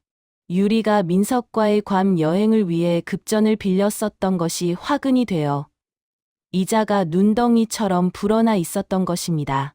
아가씨, 돈 갚아야지. 남자친구 간방 갔다며? 이제 누가 갚아주나? 사채업자가 비아냥거리며 유리의 턱을 툭툭 쳤습니다. 유리는 공포에 질려 뒷걸음질 치다 벽에 부딪혔습니다. 조금만 기다려주세요. 저 남자친구가 횡령한 돈 숨겨둔 거 있어요. 그거 찾으면 갚을게요. 유리는 살기 위해 민석을 팔아넘기려 했지만 사채업자는 코웃음을 쳤습니다. 그거 이미 보험사랑 회사에서 다 압류 걸었어. 헛소리 말고 몸이라도 팔아서 갚아. 당장 따라와. 유리는 사채업자들에게 팔이 잡혀 끌려나가며 비명을 질렀습니다. 그녀가 꿈꾸던 강남 사모님의 삶은 온데간데 없고 이제 그녀를 기다리는 것은 빚더미와 유흥업소의 어두운 뒷골목뿐이었습니다. 드디어 박민석과 정유리에 대한 선고, 공판이 열리는 날이 밝았습니다. 법정 앞은 이른 아침부터 취재진과 시민들로 북적였습니다. 폐륜 부부 엄벌하라. 보험 사기꾼, 박민석을 구속하라는 피켓을 든 시민 단체 회원들이 법원 입구에서 시위를 벌이고 있었습니다. 호송차에서 내린 민석과 유리는 수갑을 차고 포승줄에 묶인 채 고개를 푹 숙이고 법정으로 향했습니다. 쏟아지는 카메라 플래시와 시민들의 계란투척에 그들은 쥐새끼처럼 몸을 웅크렸습니다. 법정 안, 방청석 맨 앞줄에는 검은색 정장을 입은 이지원이 김 변호사와 함께 앉아 있었습니다. 그녀의 표정은 차분했지만 눈빛만은 흔들림 없이 피고인석을 응시하고 있었죠. 재판이 시작되고 검사의 구형이 이어졌습니다. 피고인들은 고령의 암 환자를 유기하고 보험금을 편취하는 등 죄질이 극히 불량하며 반성의 기미조차 보이지 않습니다. 이에 법정 최고형을 구형합니다. 민석은 최후 변론 기회를 얻자 판사석을 향해 무릎을 꿇고 읍소했습니다. 판사님, 죽을 죄를 지었습니다. 하지만 저도 가장으로서 힘들어서 잠시 눈이 돌아갔던 겁니다. 제발 한 번만 선처해 주십시오. 민석은 끝까지 가장이라는 단어를 입에 올리며 핑계를 댔습니다. 지원은 그런 민석을 보며 헛웃음을 삼켰습니다. 가장의 무게를 핑계 삼아 아내를 버린 주제에 이제 와서 가장 노릇을 운운하는 꼴이 역겨웠기 때문입니다. 판사는 안경 너머로 민석을 싸늘하게 내려다보며 판결문을 읽어 내려갔습니다. 피고인 박민석은 배우자가 생사의 기로에 있음에도 불구하고 이를 유기하고 불륜을 저지르며 회사의 공금을 횡령했다. 이는 인륜을 저버린 중대 범죄로 사회적 비난 가능성이 매우 높다. 법정 안에 침이 꼴깍 넘어가는 소리조차 들리지 않을 만큼 긴장감이 감돌았습니다. 이에 피고인 박민석에게 징역 7년을 선고한다. 또한 피고인 정유리에게는 징역 2년 및 집행유예 4년, 그리고 피해자에 대한 위자료 5천만 원 지급을 명한다. 탕, 탕, 탕, 판사봉 소리가 법정의 공기를 갈랐습니다. 7년이라니 민석은 믿을 수 없다는 듯 비명을 지르며 그 자리에서 혼절할 듯 휘청거렸습니다. 7년이면 그의 40대는 감옥에서 통째로 삭제되는 것이나 마찬가지였습니다. 유리는 집행유예라는 말에 잠시 안도하는 듯했지만 5천만 원이라는 위자료 폭탄에 다시 얼굴이 흙빛으로 변했습니다. 빈털터리인 그녀에게 5천만 원은 평생을 갚아도 모자랄 거액이었으니까요. 교도관들이 민석을 끌고 나가려 하자 민석은 발버둥 치며 지원이 있는 쪽을 바라보았습니다. 여보, 지원아, 나 좀 봐줘. 7년은 너무하잖아. 탄원서 좀 써줘. 으아악. 지원은 민석과 눈이 마주치자 천천히 자리에서 일어났습니다. 그리고 민석을 향해 가볍게 고개를 까닥여 작별 인사를 보냈습니다. 그것은 부부로서의 연을 끊는 마지막이자 가장 잔인한 인사였습니다. 민석은 절규하며 법정 밖으로 끌려나갔고 닫힌 문 너머로 그의 비명 소리가 짐승의 울음처럼 희미하게 들려왔습니다. 재판이 끝나고 며칠 뒤 구치소 독방에 갇힌 민석에게 등기 우편 하나가 도착했습니다. 발신인은 가정법원, 내용은 이혼 확정 판결문이었습니다. 민석은 떨리는 손으로 봉투를 뜯었습니다. 서류에는 민석과 지원의 이혼을 확정하며 위자료 및 재산 분할에 대한 내용이 상세하게 적혀 있었습니다. 당연하게도 유책 배우자인 민석에게 돌아갈 재산은 단 한 푼도 없었습니다. 오히려 보험사들이 제기한 구상권 청구 소송과 회사에서 건 손해배상 청구 소송 서류들이 줄줄이 대기하고 있었죠. 민석은 바닥에 주저앉아 이혼 서류를 멍하니 바라보았습니다. 종이 한 장으로 10년의 결혼 생활이, 아니 자신의 인생이 완전히 끝나버렸다는 사실이 실감나지 않았습니다. 그때 교도관이 다가와 퉁명스럽게 말을 건넸습니다. 4885번. 면회 거절당했다. 부모님이 자식 인연 끊겠다고 전화라던데. 민석의 마지막 희망이었던 부모님마저 그의 폐륜 범죄 사실을 알고 등을 돌린 것입니다.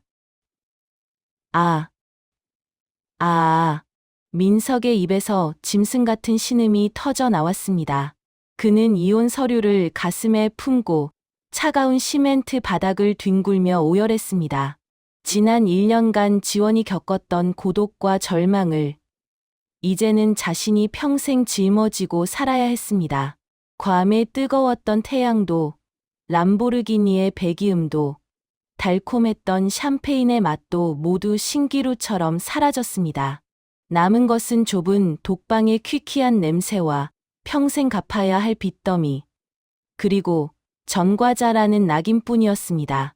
민석은 서류를 찢어버리려 했지만 손에 힘이 들어가지 않았습니다. 찢어버린다고 해서 이미 찢겨버린 그의 인생이 다시 붙을 리 없다는 것을 그도 본능적으로 알고 있었기 때문입니다. 창살 너머로 보이는 작은 하늘에는 먹구름이 잔뜩 끼어 있었습니다. 민석의 앞날을 예고하듯 곧 굵은 빗방울이 후두둑 떨어지기 시작했습니다. 차가운 비 냄새가 독방 안으로 스며들며 민석의 뼛속까지 시리게 만들었습니다.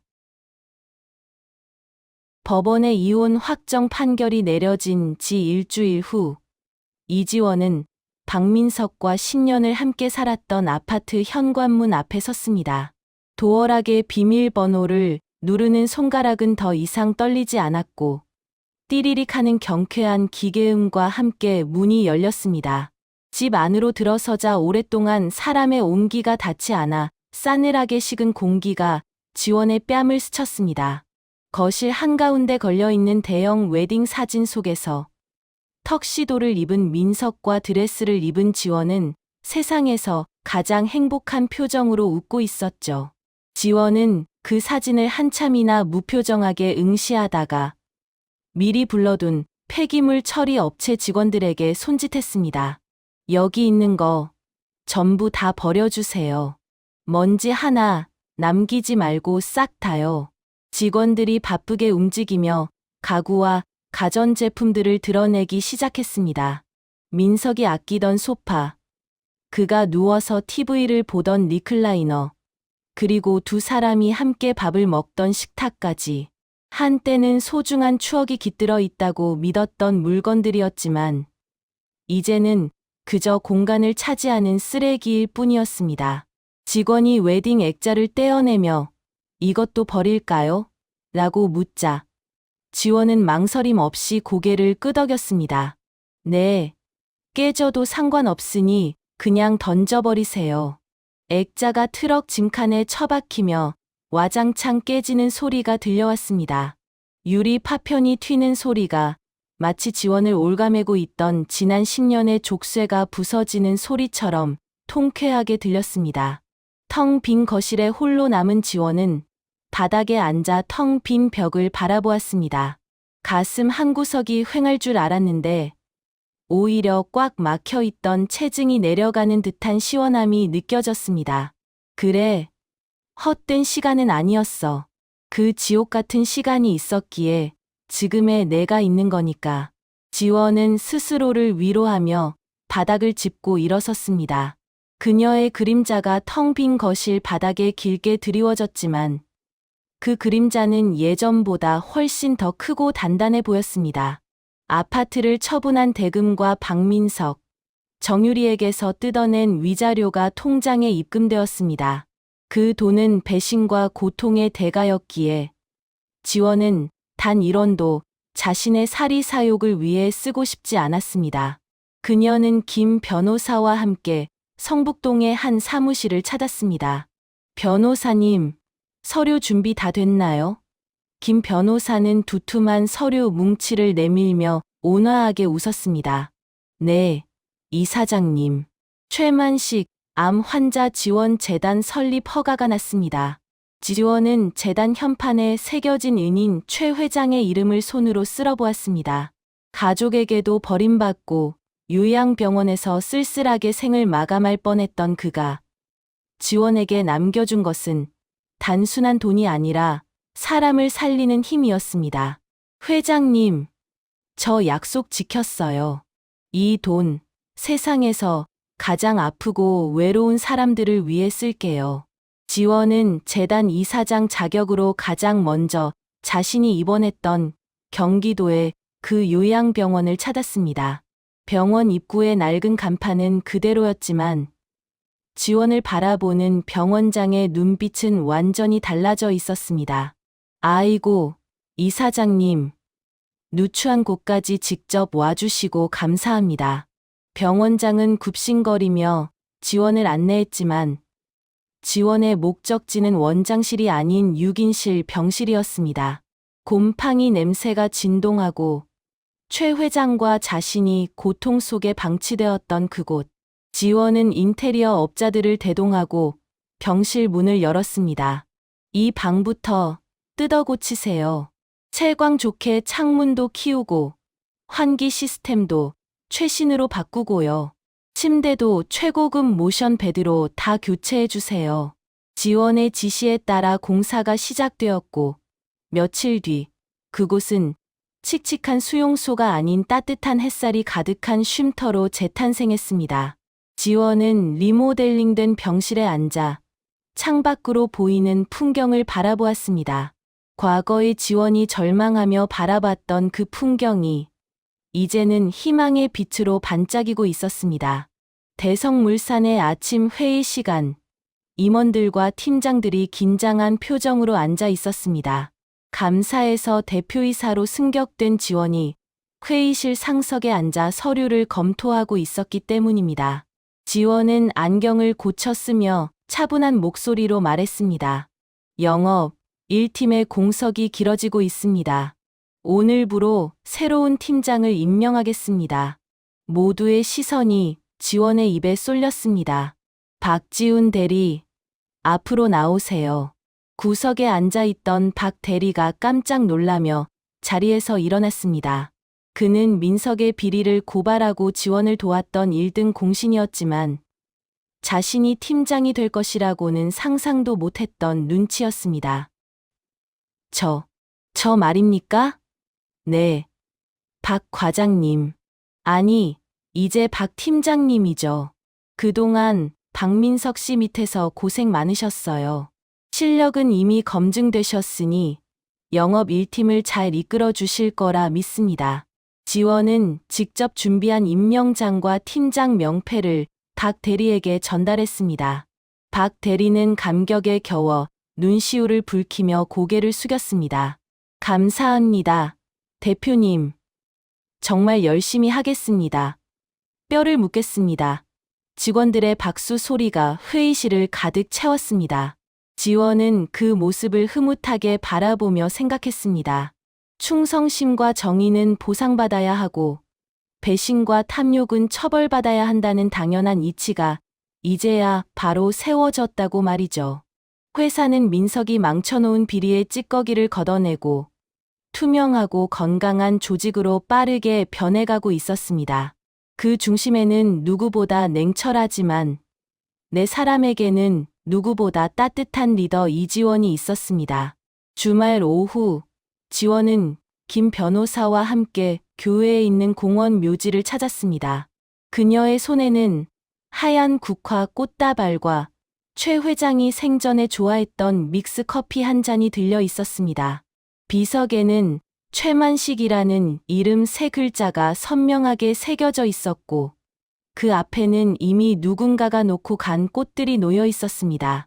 지원은 비석 앞에 국화를 내려놓고 커피를 종이컵에 따라 올렸습니다. 회장님, 저 왔어요. 믹스 커피 좋아하셨잖아요. 병원에서는 간호사들 눈치 보느라 못 드셨는데 이제 실컷 드세요. 지원은 비석을 어루만지며 나지막이 말을 건넸습니다. 저 잘하고 있는 거 맞죠?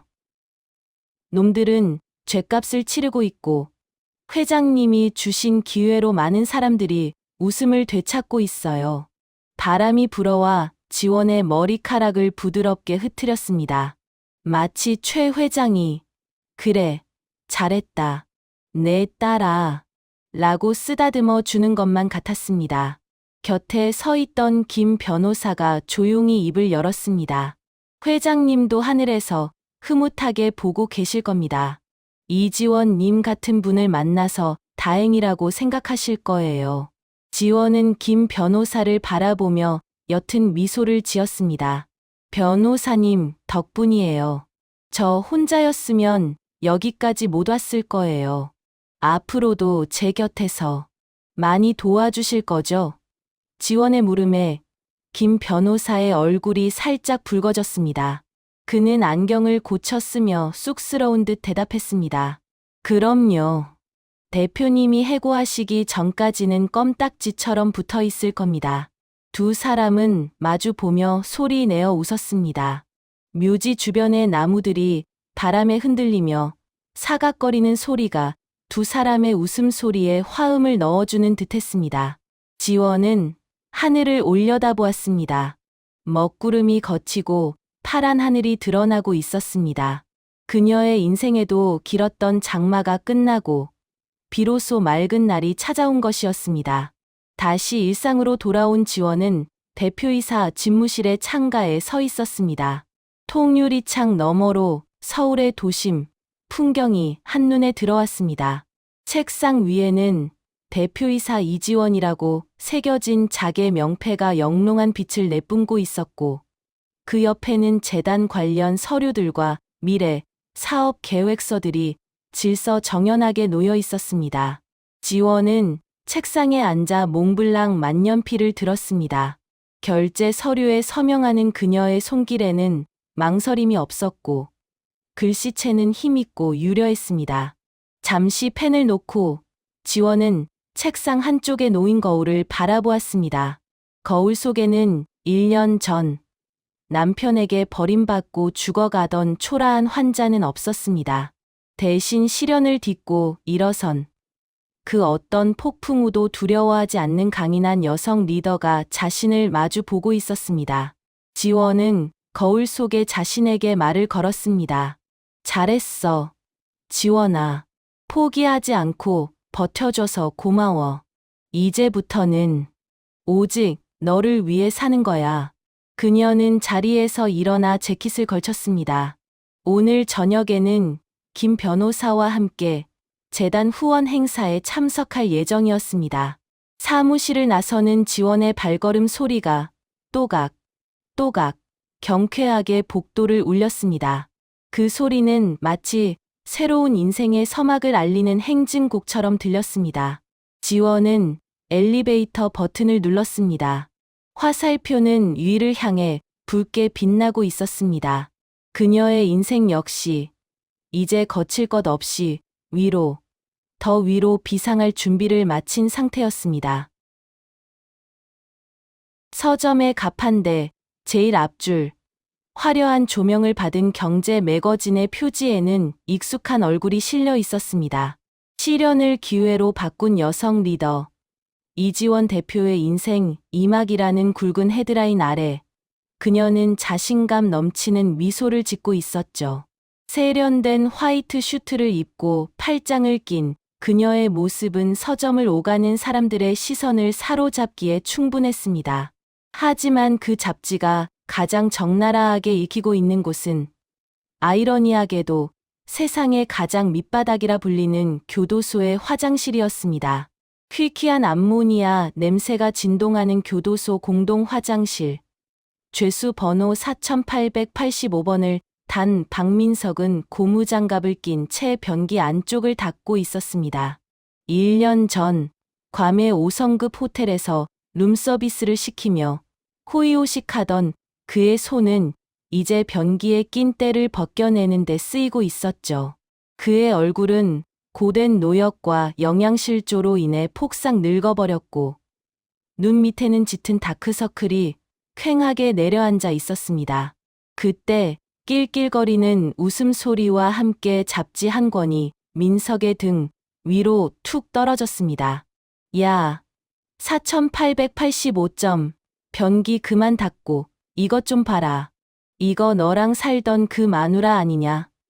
동료 수감자가 던진 잡지는 물기가 흥건한 바닥에 펼쳐졌고 민석은 반사적으로 고개를 돌려 바닥을 내려다보았습니다. 표지 속에서 환하게 웃고 있는 지원의 얼굴이 민석의 눈동자에 박혔습니다. 민석은 숨이 멎는 듯한 충격에 솔쥔 손을 부르르 떨었습니다. 와, 진짜네? 박민석이, 너 진짜 복을 제 발로 걷어찼구나. 저런 능력 있는 여자를 버리고 콩밥을 먹으러 오냐? 쯧쯧. 수감자들의 조롱 섞인 비웃음이 화장실 벽을 타고 울려 퍼졌습니다. 민석은 잡지를 집어 들고 싶었지만 더러운 고무장갑을 낀 손으로는 감히 지원의 얼굴을 만질 수조차 없었습니다. 그는 그저 바닥에 떨어진 잡지 속 너무나도 눈부신 전처의 모습을 멍하니 바라볼 뿐이었습니다. 사진 속 지원은 그가 알던 순종적이고 아픈 아내가 아니었습니다. 그녀는 민석이 평생을 바쳐도 닿을 수 없는 높은 곳에서 그를 비웃기라도 하듯 당당하게 빛나고 있었습니다. 민석의 눈에서 후회의 눈물이 뚝뚝 떨어져 잡지 위로 얼룩을 남겼습니다. 아, 내가 미쳤었지. 민석은 더러운 변기를 끌어안고 짐승처럼 오열했지만 돌아오는 것은 교도관의 날카로운 호각 소리뿐이었습니다. 4885번. 농땡이 피우지 말고 빨리 안 닦아. 같은 시각, 서울의 한 허름한 고시원. 한 평 남짓한 좁은 방에는 컵라면 먹다 남은 국물 냄새와 눅눅한 곰팡이 냄새가 섞여 코를 찌르고 있었습니다. 정유리는 늘어진 트레이닝복 차림으로 쭈그리고 앉아 스마트폰 화면을 노려보고 있었죠. 그녀의 손가락은 쉴 새 없이 자판을 두드리며 악플을 쏟아내고 있었습니다. 화면에는 지원의 성공 스토리를 다룬 기사가 떠 있었고 댓글창에는 축하와 응원의 메시지가 가득했습니다. 유리는 그 꼴을 참을 수 없다는 듯 입술을 깨물며 댓글을 달았습니다. 이 여자 다 가식이에요. 뒤에 스폰서 있어요. 제가 다 알아요. 유리는 엔터키를 3개 눌렀지만 곧바로 화면에는 차단된 사용자입니다라는 팝업창이 떴습니다. 아, 짜증나. 왜 나만 이렇게 살아야 돼? 유리는 스마트폰을 이불 위로 집어 던지며 발광했습니다. 방 한구석에는 압류당하고 남은 짝퉁 가방 몇 개만이 초라하게 뒹굴고 있었습니다. 1년 전 괌에서 명품을 휘두르며 오빠, 나 행복해를 외치던 그녀는 이제 컵라면 하나도 아껴 먹어야 하는 신세가 되었습니다. 위자료 5천만 원을 갚기 위해 유흥업소 주방에서 설거지를 하고 돌아온 그녀의 손은 거칠게 터져 있었습니다. 유리는 깨진 거울 속에 비친 자신의 초라한 몰골을 보며 소름 끼치는 비명을 질렀습니다. 그녀가 꿈꾸던 신데렐라의 결말은 호박마차조차 없는 비참한 현실뿐이었습니다. 어둠이 내려앉은 서울의 도심. 남산 타워가 보이는 최고급 프렌치 레스토랑의 창가 자리는 은은한 촛불로 밝혀져 있었습니다. 이지원은 와인잔을 가볍게 흔들며 맞은편에 앉은 김 변호사를 향해 미소 지었습니다. 변호사님, 오늘 인터뷰 기사 보셨어요? 사진이 너무 잘 나왔더라고요. 김 변호사는 쑥스러운 듯 안경을 고쳤으며 고개를 끄덕였습니다. 네, 봤습니다. 실물이 훨씬 더 아름다우시지만요. 아, 그리고 재단 후원금이 지난달보다 2배나 늘었더군요. 다 변호사님이 뒤에서 애써주신 덕분이죠. 우리 앞으로도 잘해봐요. 지원은 김 변호사의 눈을 지그시 바라보며 건배를 제안했습니다. 두 사람의 잔이 맑은 소리를 내며 부딪혔고 그 소리는 민석이 변기를 닦는 소리나 유리가 악플을 다는 소리와는 비교할 수 없을 만큼 우아하고 경쾌했습니다. 식사를 마친 지원은 레스토랑을 나와 발레 파킹된 자신의 차로 향했습니다. 그녀가 운전석 문을 여는 차는 민석이 그토록 지원의 목숨값으로 사고 싶어 했던 검은색 벤츠 S클래스였습니다. 하지만 이 차는 누군가의 희생이 아닌 지원이 자신의 능력과 노력으로 정당하게 구입한 트로피였습니다. 지원은 부드러운 가죽 시트에 몸을 맡기며 시동을 걸었습니다. 웅장한 엔진 소리가 심장 박동과 함께 울렸습니다. 핸들을 잡은 지원의 오른손 약지에는 결혼 반지 대신 스스로에게 선물한 심플한 다이아몬드 반지가 영롱하게 빛나고 있었습니다. 그것은 누구에게도 종속되지 않고 오롯이 자신만을 사랑하겠다는 굳은 서약의 증표였습니다. 차는 화려한 서울의 야경을 가로지르며 시원하게 뻗은 강변북로를 달리기 시작했습니다. 창문을 살짝 내리자 시원한 밤바람이 들어와 지원의 머리카락을 기분 좋게 간지럽혔습니다. 라디오에서는 나지막하고 따뜻한 DJ의 목소리가 흘러나오고 있었습니다. 오늘 하루도 치열하게 살아낸 여러분, 고생 많으셨습니다. 지나간 상처는 흉터가 아니라 당신이 살아남았다는 훈장입니다. 내일은 오늘보다 더 찬란하게 빛날 거예요. 지원은 그 멘트가 마치 자신에게 건네는 위로처럼 느껴져 입꼬리를 올렸습니다. 백미러로 멀어지는 도시의 불빛들을 바라보며 그녀는 지난날의 아픈 기억들도 저 불빛처럼 뒤로 흘려보냈습니다. 남편의 배신, 암 투병의 고통, 그리고 처절했던 복수의 시간들. 그 모든 것은 지금의 이지원을 만들기 위한 뜨거운 연단 과정이었습니다. 지원은 엑셀을 조금 더 깊게 밟았습니다. 차는 속도를 높여 어둠을 뚫고 빛을 향해 나아갔습니다. 전조등 불빛이 비추는 길 끝에는 그녀가 직접 설계하고 만들어갈 새로운 인생이 기다리고 있었습니다. 지원의 눈동자는 그 어느 때보다 확신에 차 있었고 그녀의 얼굴에는 진정한 자유를 얻은 사람만이 가질 수 있는 평온함이 깃들었습니다. 그렇게 이지원은 멈추지 않고 자신의 길을 향해 힘차게 질주했습니다. 세상은 넓었고 그녀의 인생은 이제 겨우 봄날의 시작이었습니다. 배신의 대가는 차가운 감옥과 빚더미였지만 시련을 이겨낸 그녀의 삶은 이제야 비로소 봄날을 맞이했습니다. 인과응보의 진리를 다시 한번 가슴에 새기며 오늘의 이야기를 마칩니다. 다음 주 또 다른 놀라운 인생의 반전 스토리가 여러분을 찾아갑니다. 구독과 알림 설정으로 작은 세상의 새로운 이야기를 놓치지 마세요.